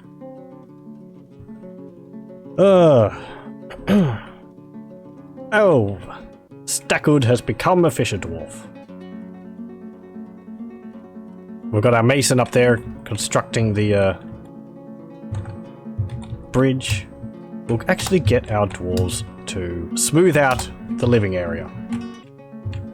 And there, we'll create some tables and thrones, or chairs.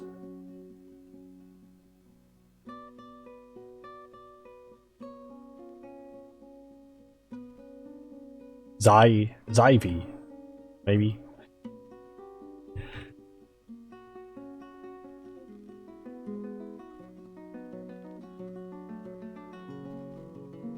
Ugh.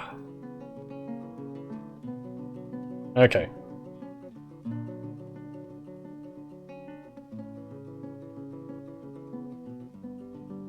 Try to remember Xaverian. Hey, you just became a fisher dwarf, actually. Hey, you've been training fishing.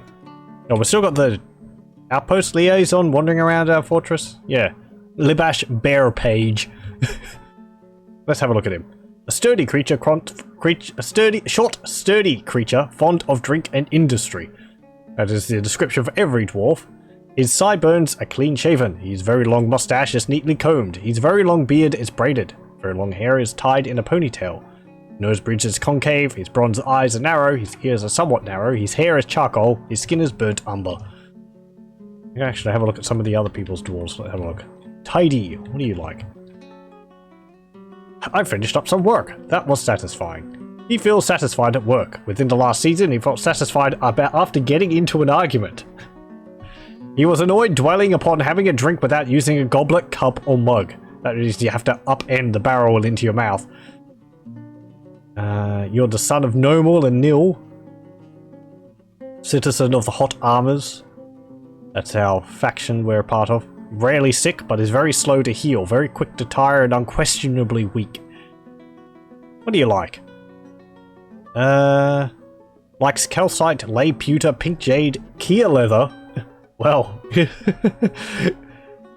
unicorn hoof? Really? I don't know if we'll come across any unicorns. Ducks for their quacks, reptile men for their terrifying features, and the sound of the amethyst meadow. Okay, what's that?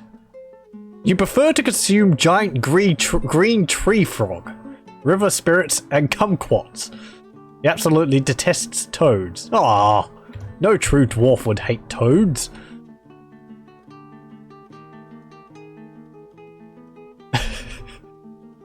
A dwarf I train into an axe dwarf later. Okay, fine. Well. Let's have a look. Probably going to be a fisher dwarf again. We don't actually have that many ones. There we go. You'll do. And customize. And do you want it named after your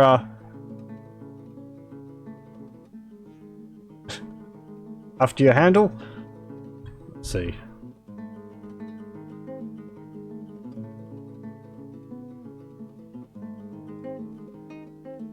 Or is there another name in particular you would prefer? Sure, okay. Buttery whale fetus. Ugh. There you go. Let's actually have a look at you. Where are you? Oh, there's Zyverian. Please maintain your dignity. He felt satisfied upon improving fishing. He was grouchy, dwelling upon being caught in the rain. He felt gratitude, remembering receiving water. Yeah, dwarves actually remember things now, don't they? Very strong and slow to tie, but is quite clumsy. Likes limestone, tin, savorite, candle nut wood, elephant leather, quivers, pigs for their sense of smell, giant puffins for their colourful beaks, and the sound of the amethyst meadow. What is the amethyst meadow? Prefers to consume perch, asparagus, and rye beer. He absolutely detests purring maggots. Purring maggots are like... well, they're kind of what they sound like. They're large maggots which are vermin, and I believe you can milk them. Ugh.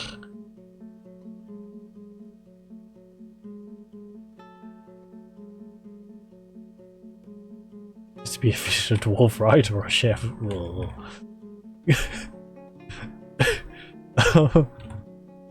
Let's have a look at you. What do you got? She felt satisfied at work. Last season, she was uneasy about being unable to pray to Doran for too long. Yes, that's right. We're gonna have to do something about that. We'll have to set up some temples for dwarves. I finished up some work. That was satisfying. Incredibly tough, agile, and quick to heal, but it's very quick to tire. Likes limonite? Well, no problem. We've got a lot of that. Aluminium, star sapphire, jute fabric, papyrus, the color green, yellow, scepters, coins, guinea fowls for their social nature, giant groupers for their lips, the words of the fancy styles, the sound of the amethyst meadow. Maybe that's like a song, and the sight of the rhythmic flute. When possible, she prefers to consume wine. She absolutely detests brown recluse spiders. Says an iron will and a very good sense of the position of her own body and a feel for music, but she has meager creativity, very bad analytical skills, and a very bad sense of empathy. Okay. Each dwarf has their own massive list of likes, dislikes, and personal thoughts and feelings and all that. It is quite incredible.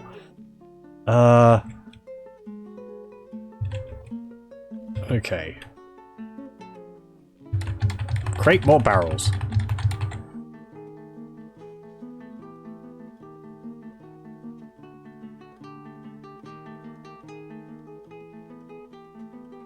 Let's actually look.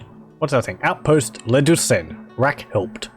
Okay, that's our place called. Rackhelped. Created wealth. Yeah, we don't have a broker for that. Our population is 12. Trade information. Yeah, we haven't traded anything. What's our kitchen like? Oh, we've got one bitter orange. 10? 20? I don't have someone counting things, so...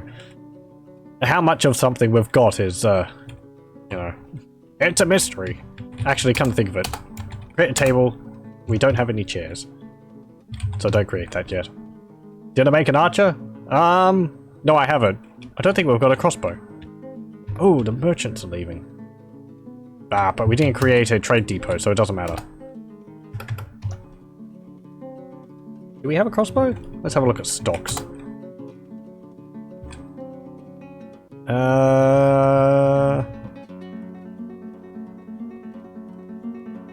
Ammunition, 30? Apparently we've got something.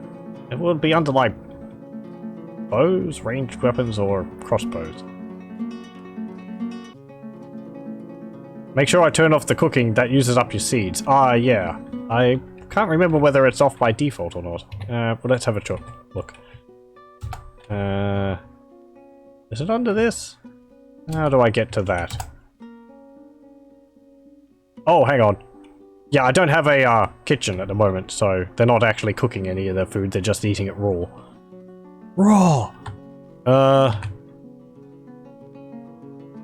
Yeah. We'll create a kitchen. We can make, what's it called, like, glazed sugar with sugar and, yeah, sugar steaks with sugar glaze and all that lovely stuff. Bows are weapons. Oh yeah, you can make one out of bone or wood. Does it actually just list them under weapons under here? Let's have a look. I kind of think we should start with one, but there we go, weapons.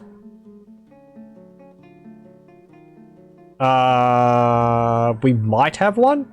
Copper crossbow. Is that ours? I can't tell. Is it in our stockpile? Let's have a look.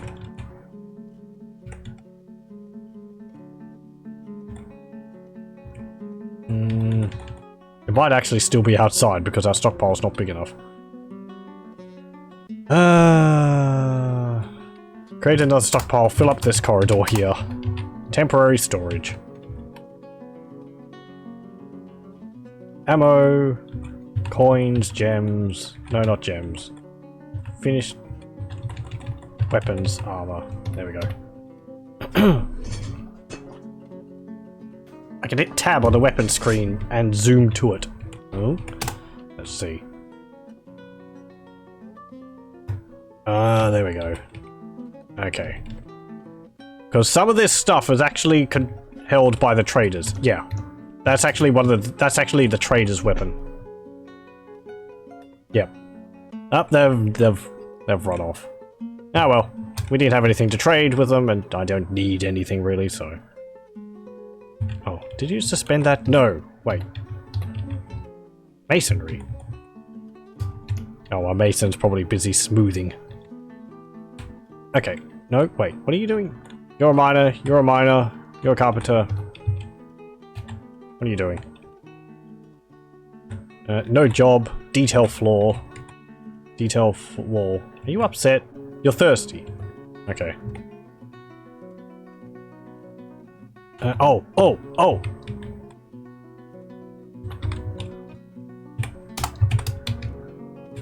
Get rid of that. Dwarves, move all the food inside. Hey, more migrants. 1, 2, 3, 4, 5, 6. 6 more dwarves. That means I think we have 18. Yes. I can count.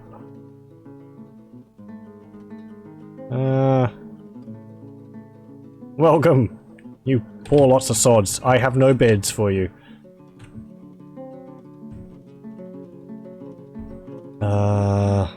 How's our farming going? Well, you're planting some stuff. Actually, come to think of it.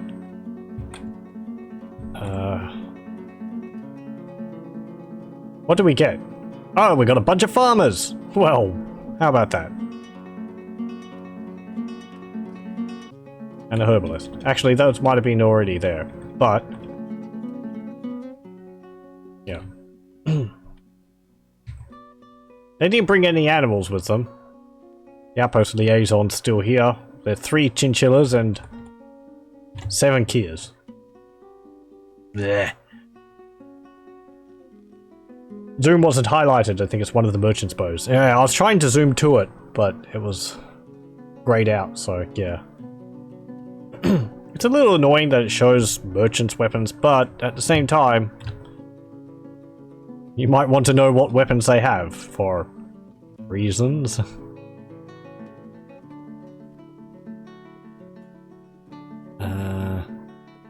Where's our mason? Oh, you're constructing that. Okay, we could actually do with another mason.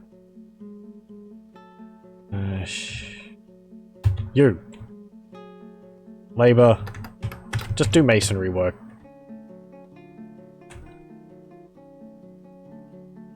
All the farmers will be useful. They can, go over here. Why aren't you accepting seeds?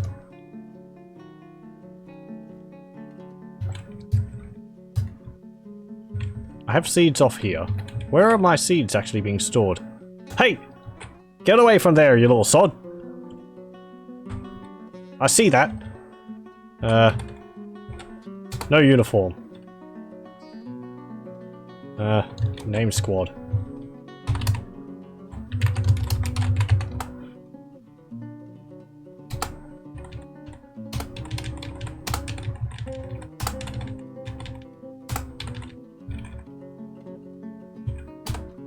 Okay, there we go. And military. No, wait, hang on. How do I? No. Where is it? How do I tell the military to go somewhere? Squads, that's it. Kia kickers, get over there. I see a K on top of the thing. Move there. They're going to be upset because I've... Did I tell them to move? No, I didn't. There we go. Station. Get over there. They're going to be upset because I've drafted them. But... What was that? Overcome by terror. Why'd the horse bolt? I just dragged him. Oh, maybe because... Wait, what was that? Construct building interrupted by Kia. Freaking gears.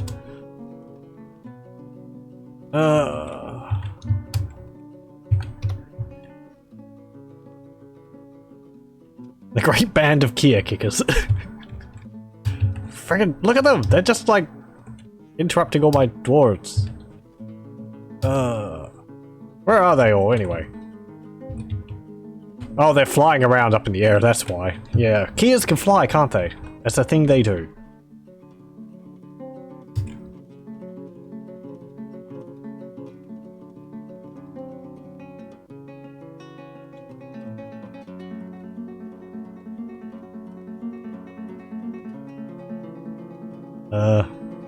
What's all this stuff here? Cloudberries. Oh, that's lovely. Can we harvest those? Gather plants. Can we harvest those? Can you eat cloudberries? Apparently not. Let me actually have a look at that. Are they good for anything?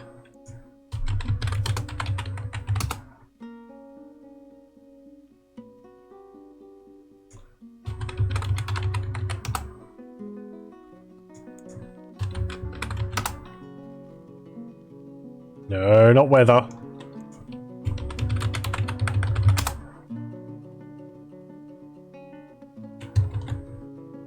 Wild cloudberries. Flower template.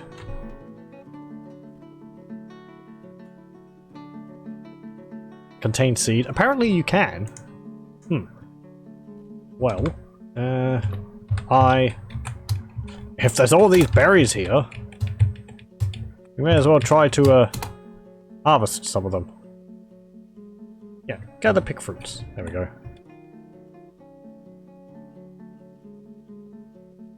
Where are you getting interrupted? Oh, yeah, because you're trying to remove the barrels.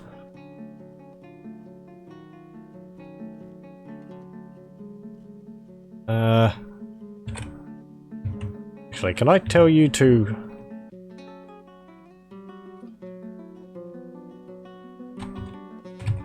Station, like, halfway between.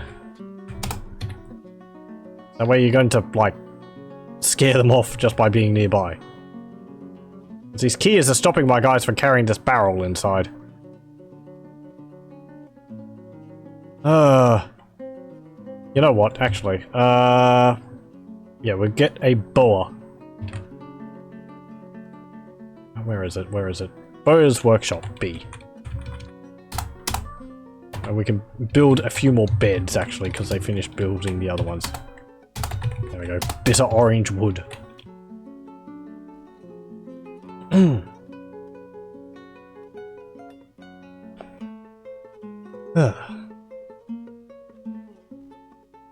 Apparently I've dropped some frames. Only a very few amount. That's rather surprising. Oh. You got cancelled by Kia. They're being a menace!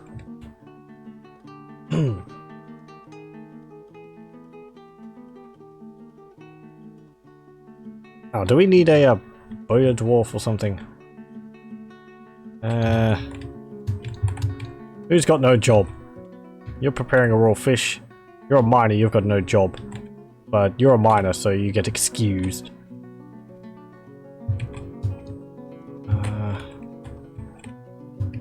Oh, you're all getting thirsty. Okay. Cancel station. And disband the squad. I'll recreate you if I need you. Okay. They all went, had a drink from the well.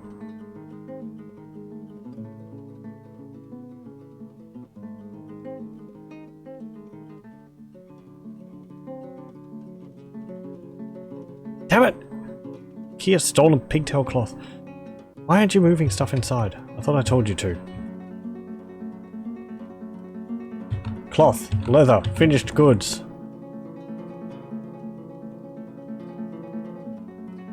Furniture.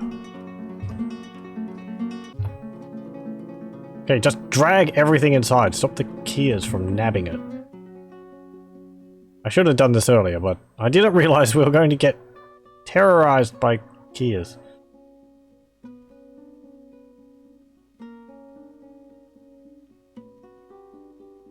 Okay. Are you using barrels in that storage thing?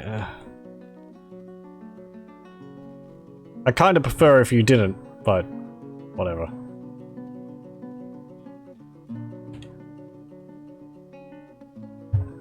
How's our crops going? Some of them have come up. We've gotten some plump helmets from them.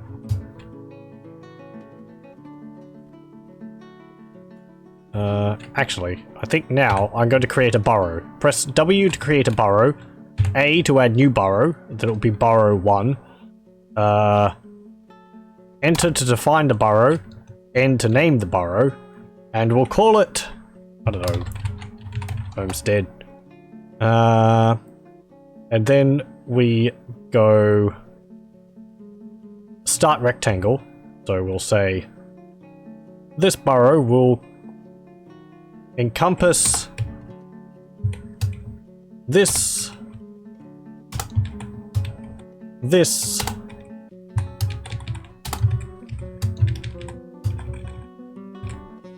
this, this, this, and importantly, this,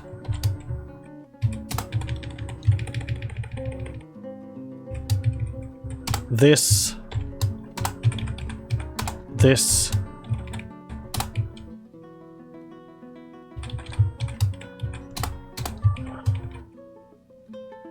and this.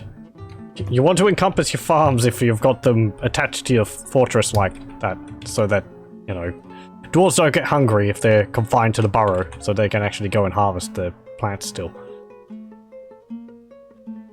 Do I have any pets? No, I do not. I used to have 2 pet rats, but they have long from this world.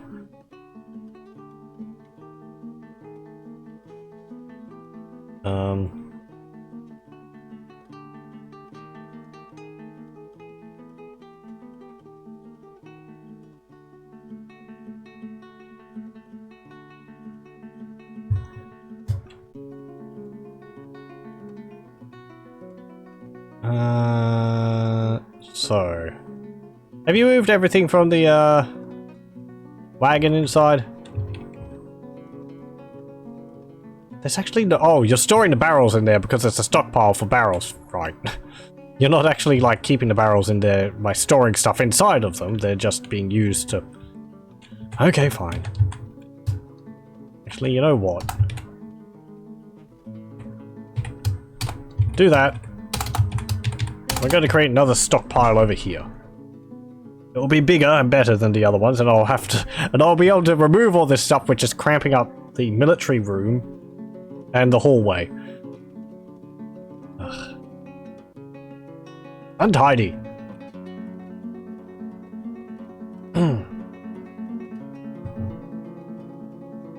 That outpost liaison still hovering around. What do you want from us? Why are you here? You've talked to us about all this.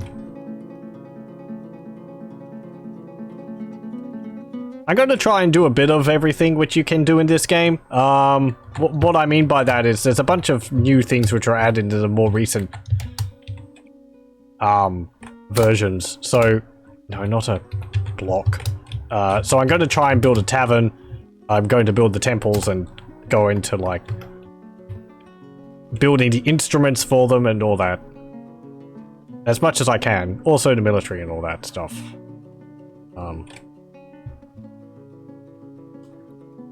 Probably learn stuff along the way. Also, minecarts.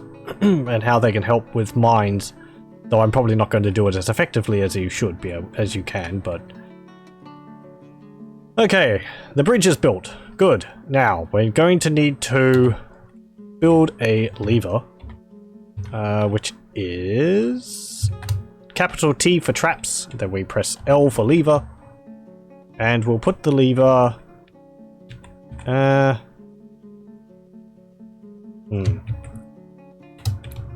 Put the lever over here. There we go. Actually, no. Put the lever deeper inside the fortress. That way, if the enemies break through the gate, our dwarves won't be terrified while they're trying to go and pull the lever.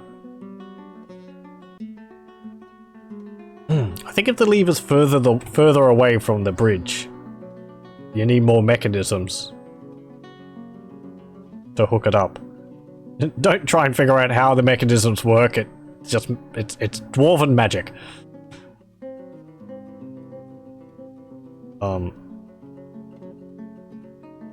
Nearly finished smoothing out the Oh, someone's actually using the chair and table there to eat like a lobster on. That's fine. Right. What I wanted to do for this. We need a bookkeeper. Who's the best person for the job? No one. Random. I got my eyes closed. You. Tobble. Okay. You're a mason. Actually, no. Not you. Replace.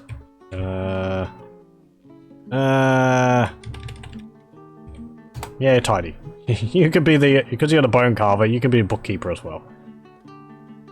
You need a room. So there. You can have that room. A sign chair. Tidy. There you go. It'll give you a door.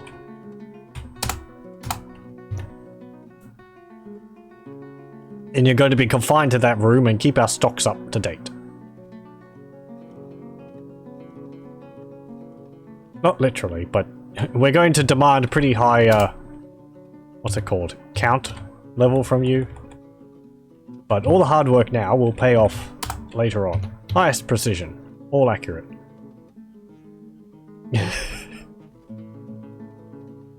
Hey, why you're now purple? Anvil gorged. You like eat anvils. Okay, oh, you're actually smoothing the floors at the moment. Well, you don't need to do that anymore. You're going to be doing bookkeeping. Rejoice. Oh, and you go and eat a mussel in your room. Okay. Oh, you're wandering off. Are you getting your drink? Okay. A drink of water to wash the mussel down with. And there you go. You're doing... what's that thing? Oh, that's the kitchen. Needs cooking. Oh, we don't have a cook. Farmer. Stodia. Farmer Farming. Is it under farming? Yeah, cooking. There we go. Go make that kitchen. At least we can prepare some better meals for our dwarves. There we go.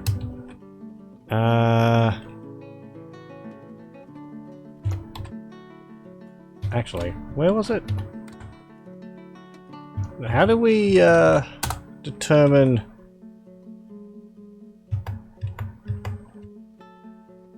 Kitchen. Here we go. Okay, this is how you determine what you can cook and do all with. Change category. Seeds!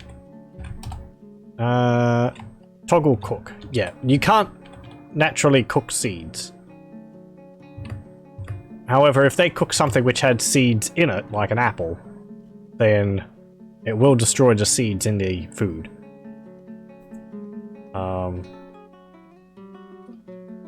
So we can see all the things which can prepare here. I have no appropriate ingredients for drink. What a world we live in. Carpenter's workshop. Create some step ladders. Where are they? They don't actually have a number attached to them. There we go. Create 5.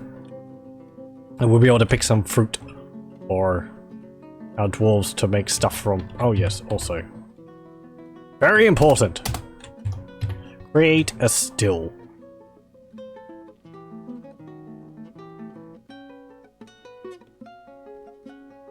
Tobble became a stoneworker. We actually have a brewer. Extract from plants. No, that's like extracting dye from plants, I think. Brew drinks from plants or brew drink from fruit. Do that. You get seeds from fruit or plants which you brew with. So if he uses oranges or something to brew from, then that will be fine. Oh, someone's hungry. Well, they're having a nice meal of muscle. Ugh. We need more tables and chairs. Have you mined out that room? You have. Good. Make it cloth initially. There we go. And I want it for ammo, coins, gems, finished goods, leather, not wood, weapons, armor, sheet, sure. Furniture, yep. Okay, good. And bins, yeah. Whatever. Carpenter's workshop. Create a bunch of bins. No, not that. There we go.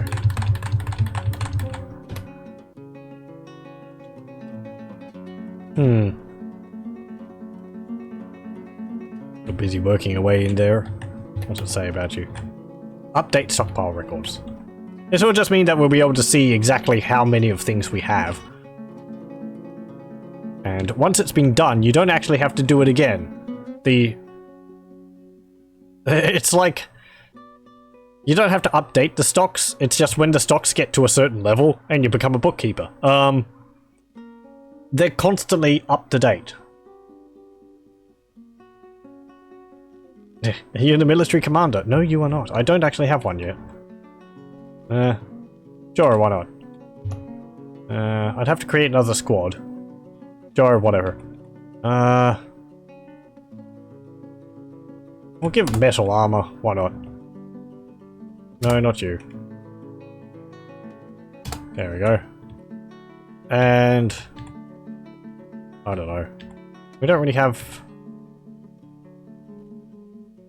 We'll just keep it like that for the moment. Because I haven't started on the military yet.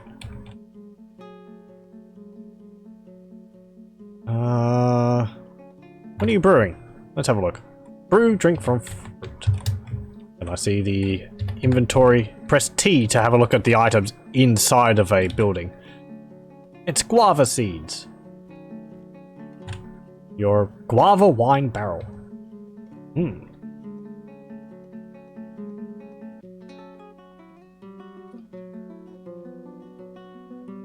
The brewing capabilities of dwarves are second to none.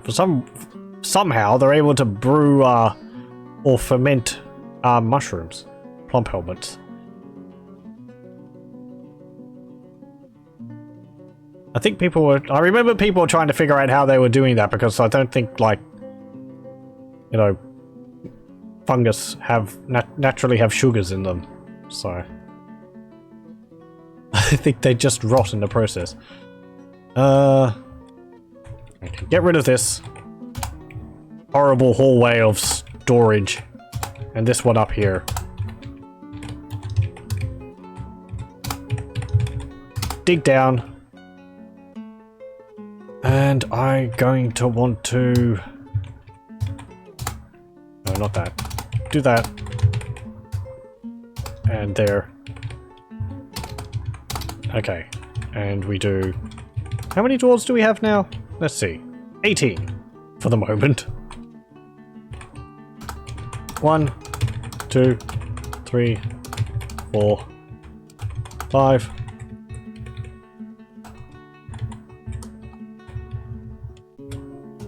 Six. I mean, I create them 3x3 or 2x2. Maybe 2x2, that's a bit more compact than 3x3 rooms for everyone.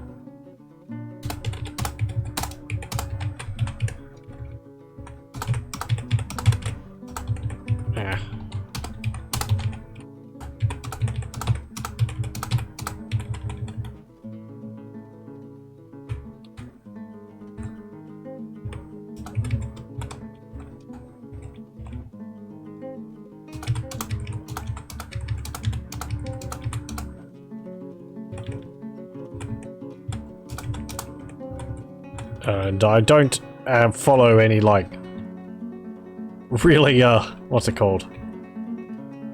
You know, highly compact or efficient layout for things like this, so I just build them off corridors. I keep doing that wrong. There we go. Get rid of that. I've seen some designs which are extremely efficient and very impressive, but I just build them like this.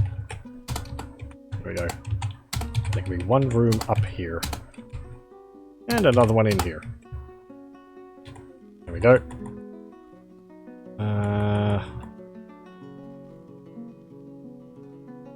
This can be a 2x2 corridor that just goes down here. Actually, I'll do this. How many rooms does that? 1, 2, 3, 4, 5, 6, 7, 8, 9, 10, 11, 12, 13, 14, 15, 16, 17. That room up there actually doesn't work. Unless I move this down one. There we go.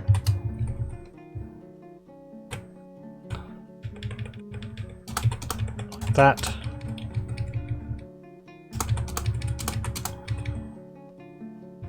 Is off by one. There we go. And that should be enough.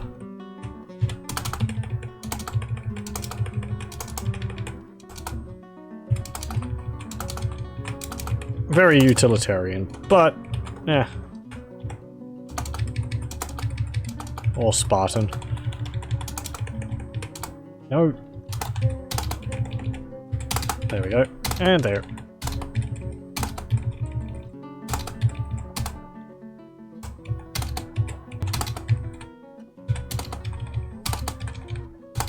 Okay.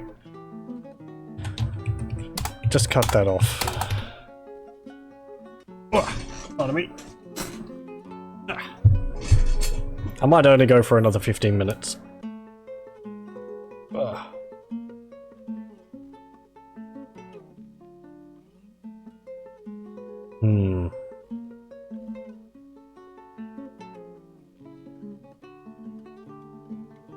Tobble's become a mason. Fine, fine. How's our crops going? Hey, we're getting plump helmets. And the seeds are over there! Good. Good to see. What are they? Pepper seeds. Pepper seeds? Lava seeds and carambola seeds. What are carambola seeds?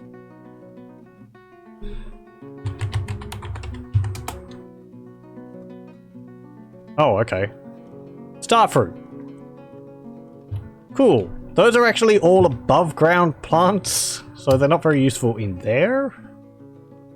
I really wanted finangolid, I could have them, those ones, outside rather than inside, but...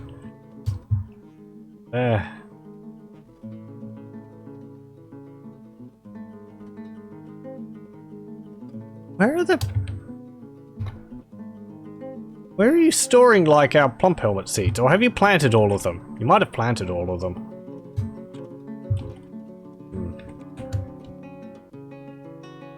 What's that bag there? Is that just an empty bag? Yeah, it's just an empty bag. Okay. We might only get, like, 5 seeds of each thing.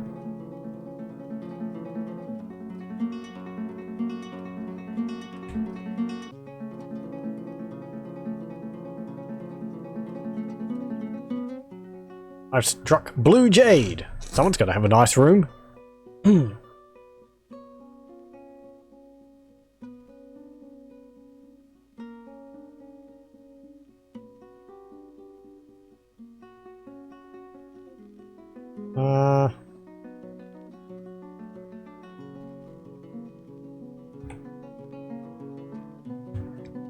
Okay. For the future, build this here. Do this. Again.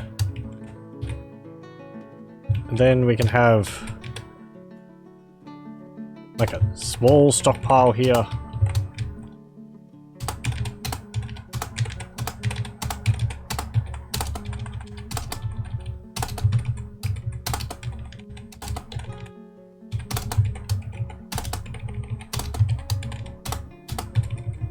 There we go. What's the ultimate goal for the fort? I don't really know. I don't really have an ultimate goal. I just decided to do Dwarf Fortress because I couldn't think of something else to do. So I'm just going along with it. For the moment. Probably until I get bored of it. Or until we get defeated. I don't know. Whichever comes first.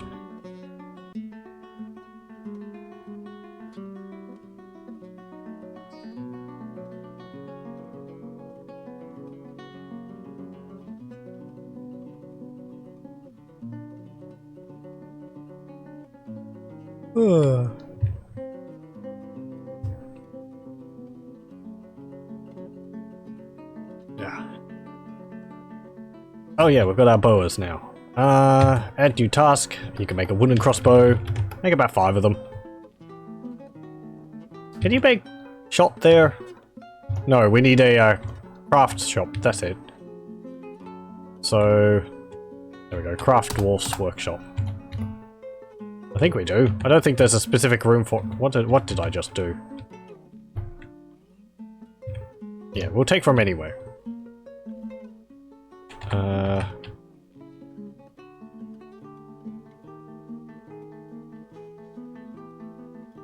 Yeah, the craft dwarf shop creates ammunition, I'm pretty sure. Out of wood, that is. They're gonna be terrible, but... eh.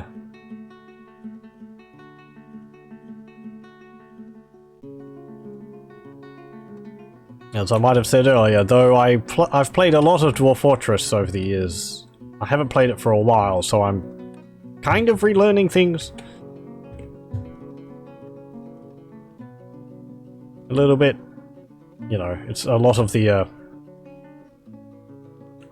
automatic key presses and all that.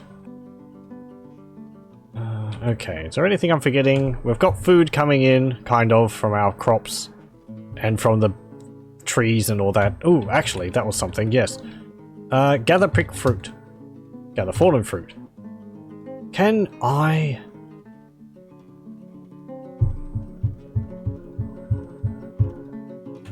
No, wait. There was a way to... Gather fruit. Yeah. Wasn't there a way to, like... designate an area to have step ladders attached to it.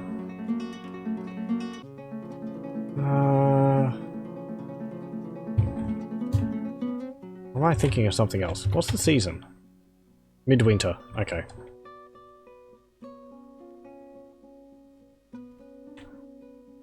Or do they just take the step ladders when they need them? Let me have a look.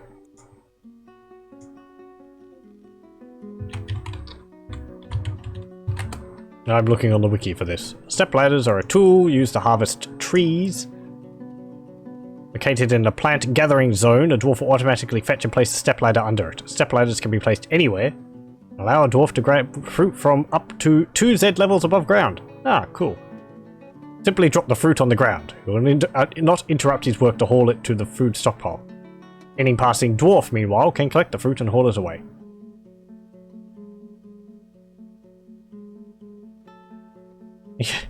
Metal step ladders cost 2 metal bars to forge, or 6 adamantine wafers, if you wish to make your step ladders out of adamantine. They'd be very light. Okay, well, they just get them when they need them, then. I thought you had to designate them to the, area. Oh, we've got a bunch of tables. 1, yep, 2, 3, 4, 5. No, wait, I swapped over to tables there. Hold on, hold on. Okay, there we go.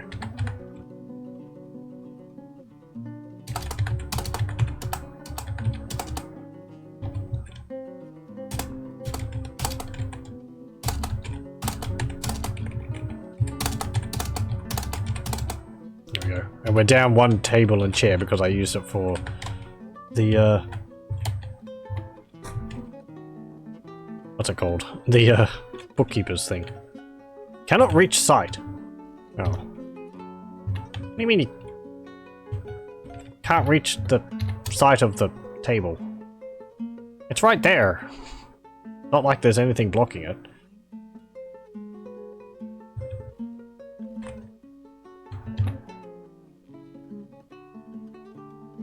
Probably because a dwarf was standing on top of the spot.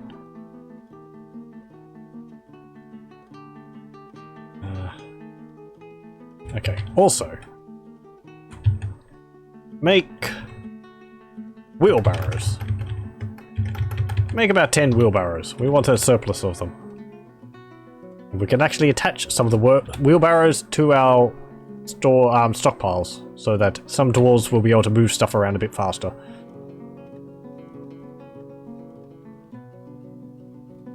Oh, you finished mining out all that. Good, good. Deconstruct these beds.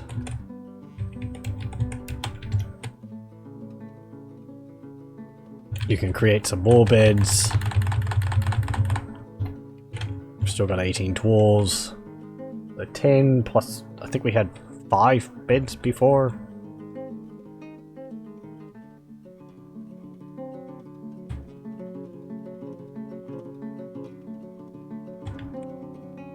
Okay. 1 bed there. You have to wait until they put the beds into stockpile.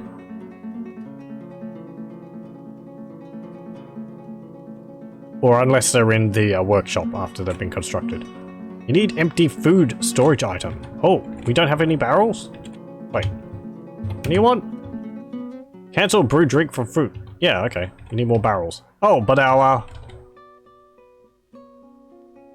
booze stockpile is actually full, nearly. Carambola wine, guava wine, cashew wood barrels, fine. Papaya wine. We have 3 different types of wine. You've made a master wood tea wood bed. Well done, Urist. He's becoming a good carpenter. Bed. Place that there, place that there, place that there, and there, there, there, there, and there. How many is that? 1, 2, 3, 4, 5, 6. 1, 2, 3, 4, 5, 6, 7, 8, 9. Okay.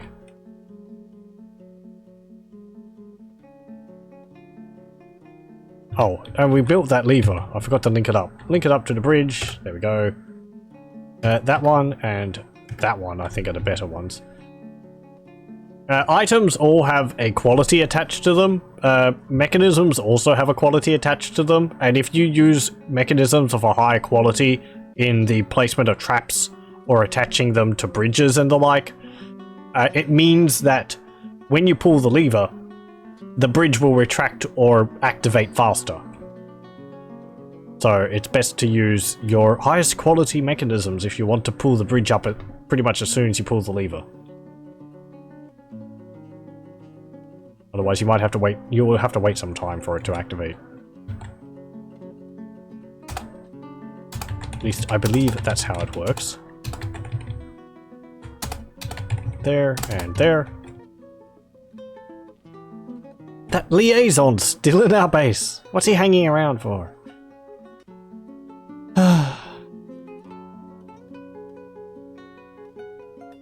Well, all the fruit we're getting is good because we've got a variety of drink for our dwarves. Our food stockpile's looking a little thin. Fish barrel. Spice barrel. Is that just full of pepper? Orange, watermelon, cashew apple. Oranges. This is an orange. Watermelon. This is a watermelon. Well, what do you expect? Fish barrel. I think that's full of mussels. Yep, mussels, raw mussels. Plant barrel. Plump helmets. Prickleberries and strawberries. Rambutan. There's nothing in there. Fish barrel, spice barrel, meat barrel. Mountain goat sweetbread. Oh, that must have been some of the stuff we came with. Well, it's got a watermelon in the barrel. Strawberry plant, prickleberry. And mussels. Okay.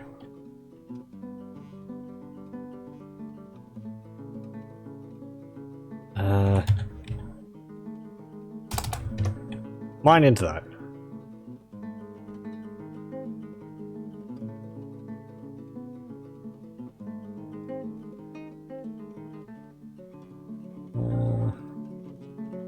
We might need more barrels, actually. Yeah, we've got bins, but we need more barrels. Always need more barrels.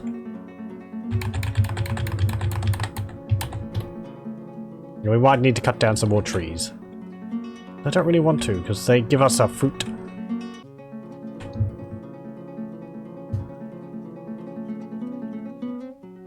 We've got some more bags over there with seeds. What have they got in them? Papaya seeds, pepper seeds, guava seeds, carambola seeds, watermelon seeds, carambola seeds, pineapple seeds. We've got pineapples? We're really like a tropical locale.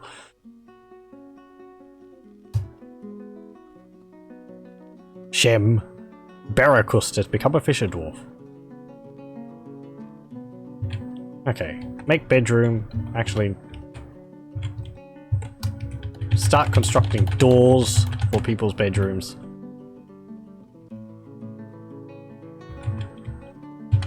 Oh, do we have an architect? We should.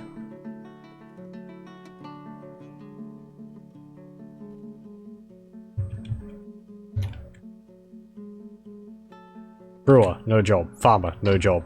Labor. Engineering. No, it's not under engineering, it's underneath other jobs. Architecture. There we go. Architecture's kind of an odd task. As far as I understand, it's only used in the construction of more complicated buildings, like the trade depot. Other than that, I don't think it does anything at all.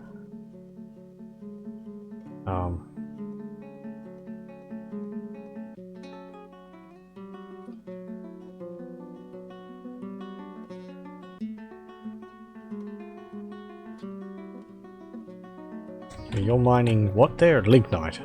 Oh, coke from lignite. Okay, cool. Oh, neat! Actually, that's great. We've got limonite and lignite. That means we can get steel. Ooh.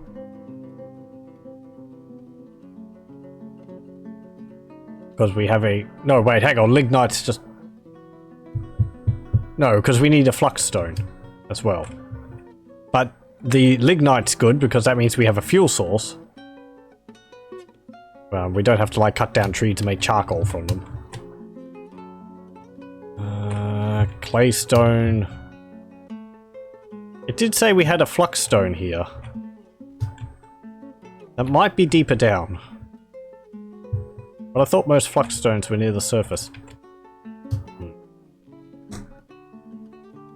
As I mentioned, flux stone can be... what's it called? Chalk is the one I know. And what, there is other ones, but... Let's see.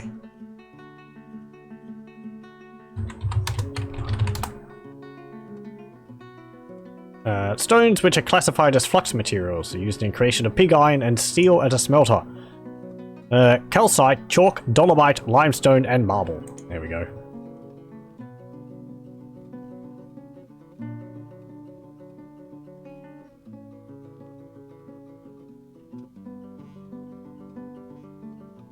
Okay, we're going to... This one here is going to be a stone stockpile. However, it's not going to be for all stone, it's just going to be for metal ores. It's kind of important to change that, otherwise it will end up being stuffed full of so many superfluous things. Attach 3 wheelbarrows to it. Actually, attach 5. Oh, you can only attach a maximum of 3. Okay. Wheelbarrows are good, because the ores and the rocks are heavy. Dwarves use wheelbarrows to move them around. They move them much faster. You can see them carting them around here. Like this dwarf right here. Erdim has got a papaya wood wheelbarrow, which has limonite in it. Number 10, apparently that wheelbarrow is. As I said, also later on, not this stream, but later on, when I get around to it, I will utilize minecarts to move stuff around from the mining area to stockpiles and all that. At least, kind of. I can't say I'll do that as efficiently as possible, but I'll at least show what I know with it off. Build that last table there, and that chair there. Seating is good, because your dwarves get to sit down while they're eating, though apparently a dwarf is standing on the table over there. Can I actually designate this room to have any other stuff with it? No. Okay.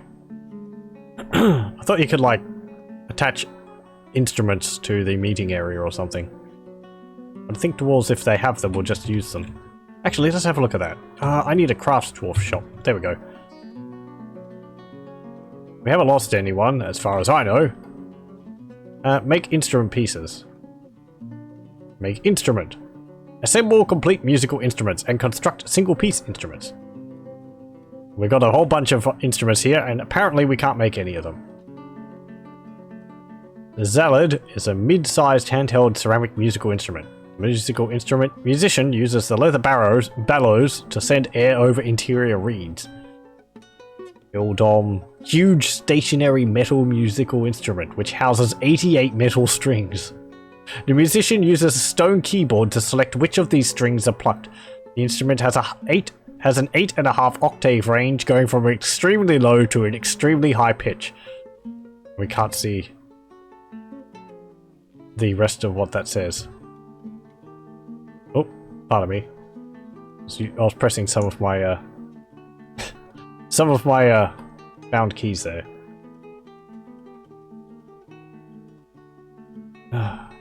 Sodzul. The names of these things remind me of some instruments from Zork. There's a mid-sized handheld stone musical instrument above which hang 30 stone bells. Musician uses a wooden keyboard to select which of these bells are struck. The instrument has a 5-octave range, going from mid-low to an extremely high pitch. Litez is a large handheld bone musical instrument. Uses a glass pump to send water into a chamber, ultimately supplying air to blow through any of 192 bone pipes.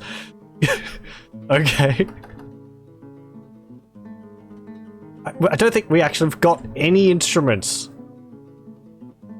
which are just like a flute. They all require multiple things. Sodzel bells vibrate, producing the sound of the instrument. Sure, let's create a Sodzel. Sodzel case, Sodzel keyboard.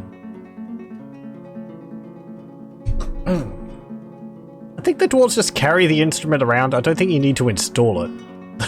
Some of the things sound like it's like a massive organ. Okay, you there. Metalsmith's Forge. Can go there. Iron Anvil. Good. The Kias didn't steal our anvil. That would have been horrible if they did. Come to think of it. I also want here...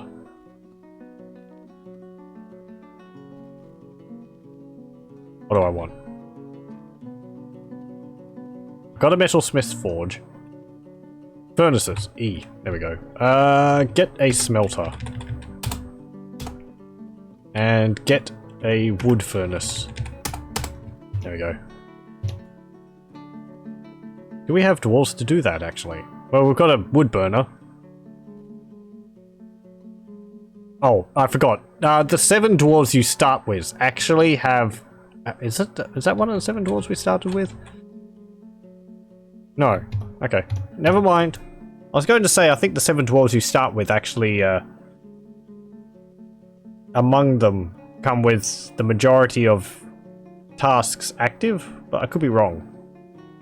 So one of them would at least be designated a worker or something, like a metalsmith.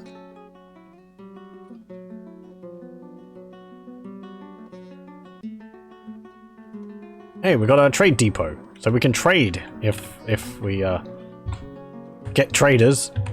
Okay, gem stockpile over here, and where is it? No, gems are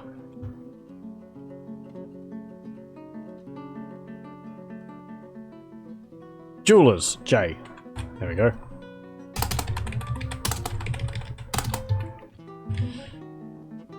No bins. I want this to have no gems. Actually, you can move cut gems into here, but rough gems, no. You can have gems, but you can only have rough gems. Go. That means that rough gems will get put into here, and then when they're cut, they'll be moved up into here. Have we got anything nasty on the map? Chinchillas and a kestrel. Tiny bird of prey. It hovers above the ground and swoops down to snatch rodents and mice. She is corpulent. Her feathers are chestnut. Her skin is pale pink. Her eyes are black. Apparently she's eaten too many rodents.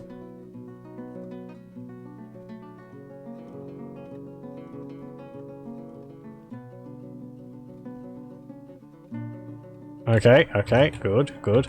Mathol, I know I took you off gem cutting, but it's time to put those skills back to work. Add task, cut gems. There we go. Just repeat those. We want to cut all of them. Amethyst, claystone. Claystone? No, we don't want to cut claystone. I'll just do whatever. Rock crystal, cut. Rose quartz, cut. Citrine, cut. Blue jade, cut. And repeat all those. And you can also have amethyst. There we go. And cut. Good.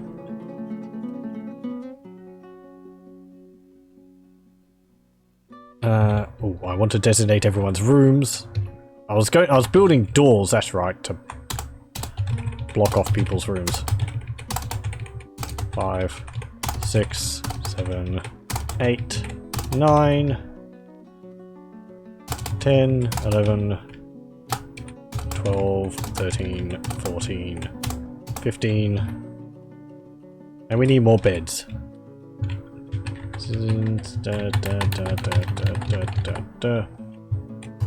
And more doors.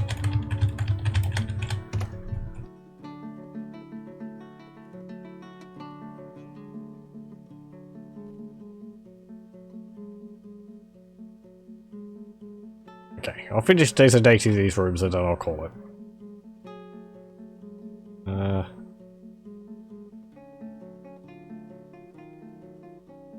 I might have said, but smoothing out the floors means that dwarves have nicer thoughts because the room's actually been finished. I believe also smoothing the floors means the dwarves move faster while they're walking along it. Cut rock crystal. We don't have any more. Okay, that's fine. Bed. Make room. Size. Assign bed. Rig. Make room. Size bed. Assign room. Buttery. Make room. Size. Assign bed. Tidy. Yeah, that's fine. Make room. Size. Assign bed. Says here. Make room. Size bed. Assign. Tobble. Make room. Size. Assign. Maffol. Make room. Size. Assign. Saxel. Make room. Size. Assign. All in. Make room. Size. Assign.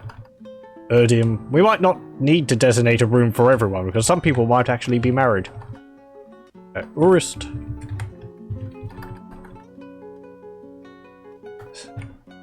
Xaverian. Xaverian, sorry. Studier. Yeah. I think Studier and Reg are married. There we go. You don't need 2 beds for married couples. They somehow manage to sleep in the one bed.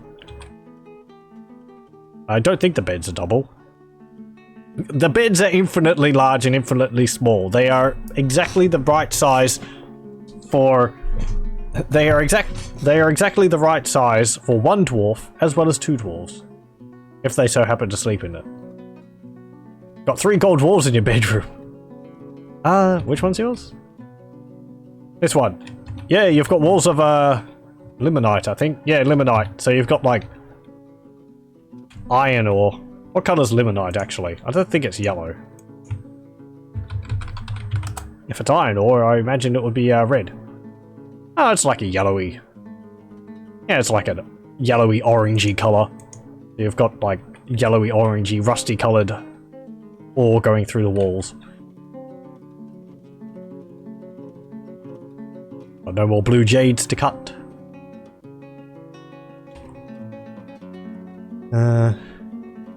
We'll see how long I keep up with building a room for each individual dwarf. It gets a bit ridiculous once you get like over 100.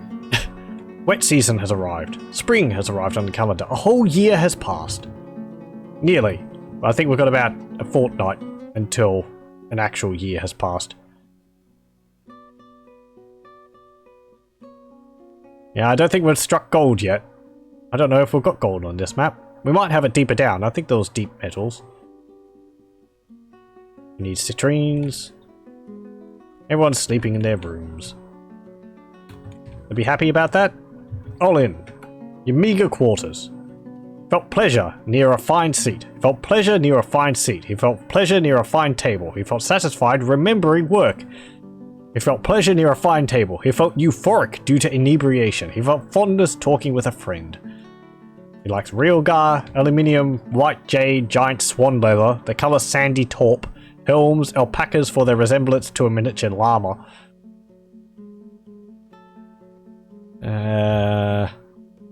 We should all work together.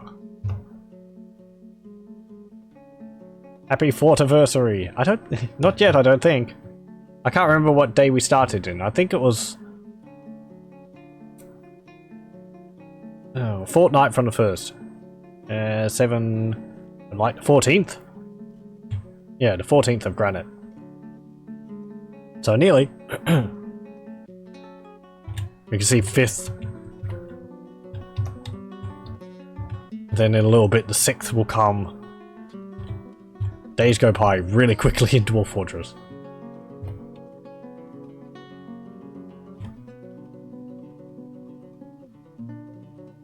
There we go. 6th.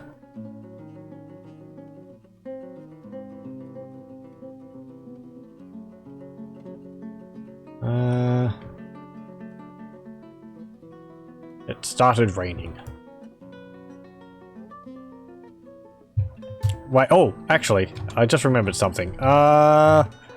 We got details from the liaison about the greater world. How do I see that? Here we go. The Dwarves of Rackhelped, your location. Site government, the barricaded whips, civilization, the hot armors. This is us here. In this little location here. We are of the hot armors, which I believe is the faction located over here, or maybe over here. World. Missions. Missions can be created from the world, artifacts and people modes. Okay. News and rumors. Ooh. In the early autumn of 125, the army of Stozu Hatred Braid marched on Guilt Sabers. That's what those red dots are. So there was an army from here, which I believe is a goblin fortress, and they marched on that place. Okay, okay. That's news we got when the traders came. People? You have no recoverable missing citizens. Okay, artifacts? I'm sorry I asked.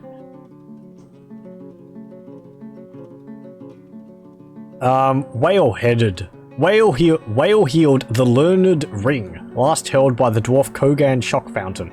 This is a black pyrope nasted. All craftsmanship is of the highest quality. The drum is made from black pyrope. The head is made from opossum leather. This object menaces with spikes of moonstone. On the item is an image of clouds and nickel. Nastrid is a large handheld percussion instrument. It consists of an hourglass wooden drum with a... something. Recover artifacts. Creates a new mission. Oh yeah, that's right. You can create missions for your military to go on. To claim artifacts. Say like, you know, we want this! And they just go and try and steal it. I've never done that actually. Veiled razors, claimed by local family. There's some unclaimed ones. That's all the way over there. That's all the way down there. That's another continent. There's one close to us. That's over there. Human skull totem. How lovely. Last held by the Etin. It's Den Bristlesmires, the scribe of something or other.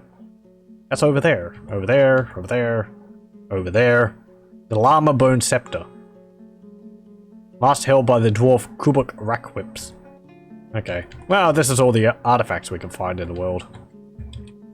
Civilizations. Vush Tossid, the Hot Armors, Dwarven. Tholtig Bomrek, the Barricaded Whips, Dwarven. That's our, like, lead faction, I think? Hot Armors, Dwarven. This is our faction which we came from. Libash, I think that's the guy in our settlement. Thikut, Zagod Likot, the Queen. And the Barricaded Whips. It's only 3 people? Oh, this is us. Is it? No, these are like... Some of the dwarves from our settlement are like from other factions, so... Tidy and Buttery, you are both of the Barricaded Whips, apparently. Or is that all of our dwarves? I don't know.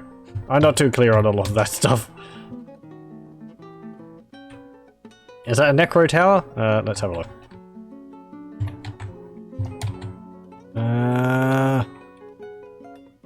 That's a goblin fort. That's a dark goblin fortress. Population is around 1,000.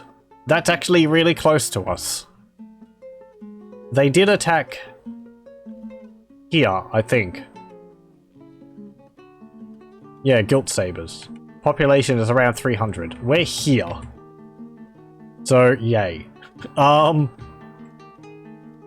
There is... I think there is a tower up there. The Dwarven Tower of Gleamwald. Population is around 10. It's got a lot of artifacts in it. The hidden meaning of the tower. Yeah, I think that's a Necromancer's Tower. But that's a fair distance from us. So we've got about 1,000 goblins just across the way from us. You know, as you do. There's a lot of dwarves around here though, but they're not going to come and help us.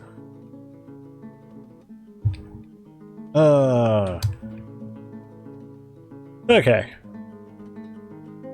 I'm at peace, luckily. Yeah.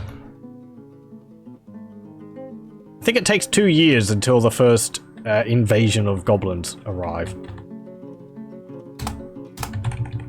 So it's sort of a peace for now. There we go. And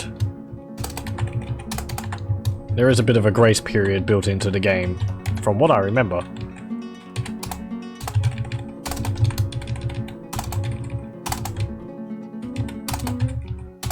There we go. Necro towers don't abide by those rules. I haven't had that much experience with Necromancer's towers, really. I mean, I've had them attack me, but I don't really know the particulars about them. Ugh. You just get attacked by zombies and then you die because undead are surprisingly difficult to destroy. Or at least they used to be. I think they're easier now. Not so much getting strangled by skin and hair. Ugh. It's fascinating and amazing in its own way, but at the same time it's completely horrifying to think of. That was the worst thing of embarking in, like, haunted areas. You'd skin a cow, and then you'd butcher a cow, and then all the bones would come alive, and the skin would come alive, and the hair would come alive, and suddenly you're getting attacked by like 20 different types of bits and pieces of a single cow, and the problem was that you couldn't kill like the hair or the skin because they don't have stats. So you're just constantly getting attacked by like hair. Ugh. One time I settled near a Necromancer Towers. Year 1 they turned up. Yeah. The reanimated mangled horsehair. Yeah. Blah. It's horrible to think of, as I said, but...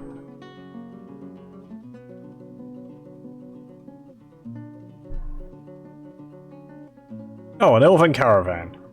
I see Obe has arrived. Welcome.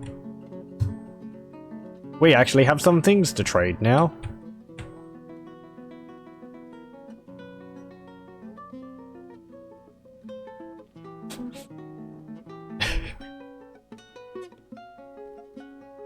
What are you doing? Store item in barrel. What do you have? Tell me what you're holding. Oh, longland grass. Okay. Can you eat that? I suppose.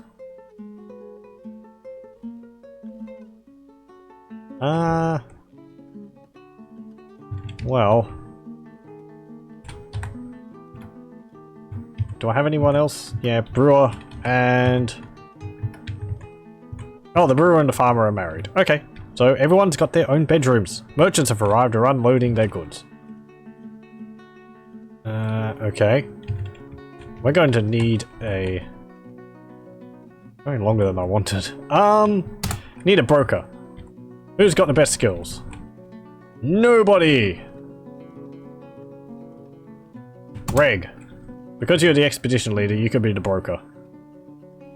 Not even one person has any skills at, like, merchant. Move goods. We're gonna get gypped from this terribly. Okay, gem bin.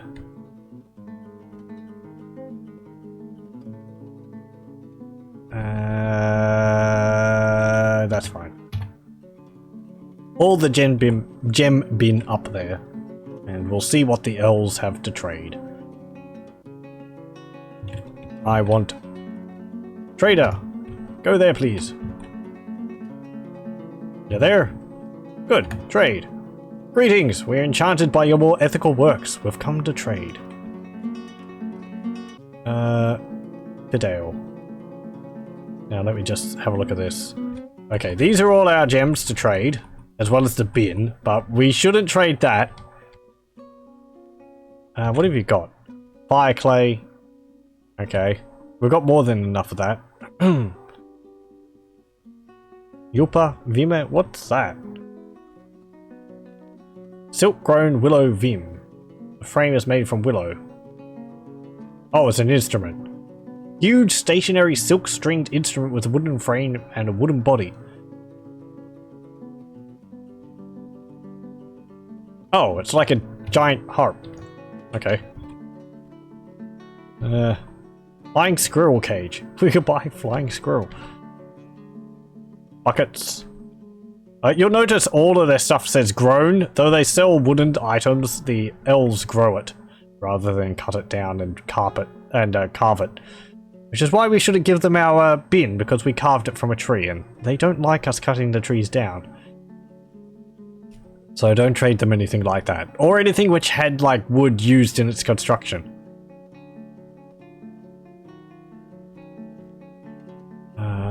You've got seeds though. Ginkgo seeds, almonds, hazelnuts. Sure. Give me a bunch of your seeds. Saguaro. Pears, plums, peaches, persimmons, plums, pears. We don't get prices because our guy's useless at trading. Hello, welcome. I'm really just about to stop, but I'm just doing some last bit trading with the elves before I call it.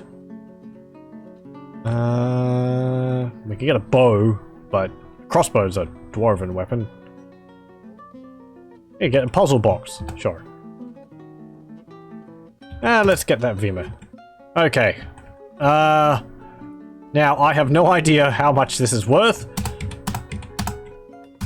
So just take this. Offer. Is this good? You are too kind. Okay. We might have given them more than it was valued, but yeah, whatever. No biggie. Or did I actually? I think I actually don't think I bought the things. I think I just gave them to him. Yeah, I did. Oh well. I'm learning again. There we go. You just got a bunch of gems. Whatever. That means that they'll come with more next year. Because we're like, oh, they're really good. There we go. Okay. Trade. I won't trade at a loss.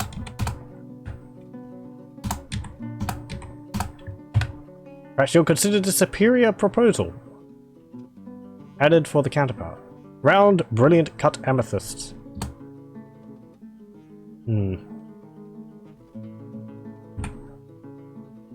Yeah, sure, whatever. Ah, wonderful. Thank you for your business. He was probably what's it called? Ripping us off, but whatever.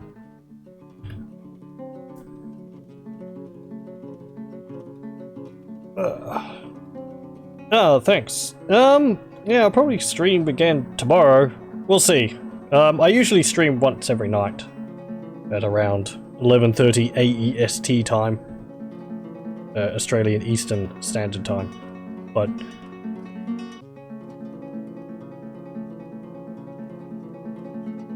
I suppose it would depend whether I'm doing anything or not.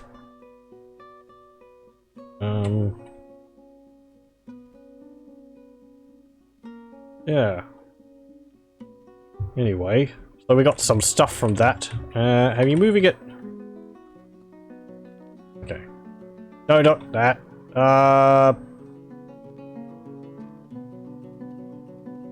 No, not that.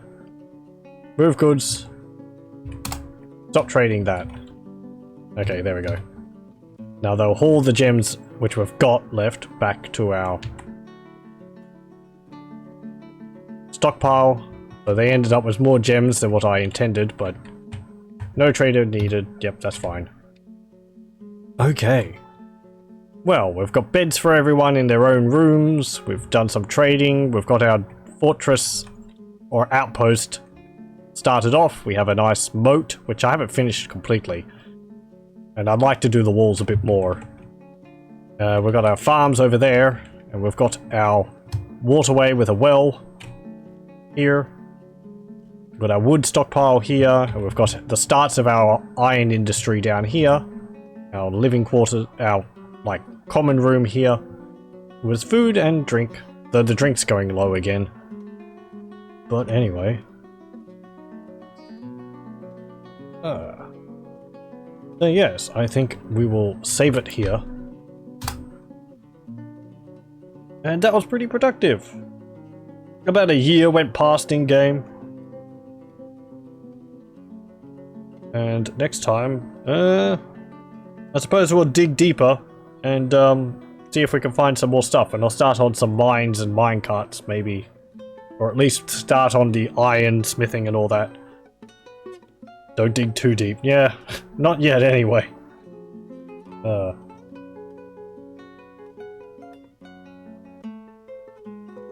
I just have to hope those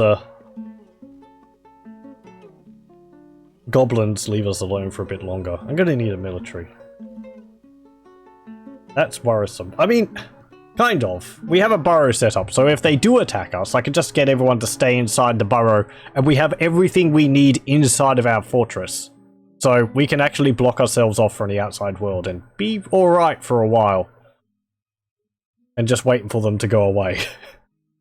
But anyway, that will be it for tonight. I'd like to thank you very much for joining me, and I hope you'll join me again next time for more Dwarf Fortress. Or whatever else I decide to do. Because I also stream Warhammer 2 Total War. I'm doing a Halfling campaign at the moment. And I don't know. I tend to stream FPS games, older ones. I just finished Star Wars Dark Forces. So I was thinking of other things to do and I decided to do some Dwarf Fortress. So anyway, I'll stop the recording here.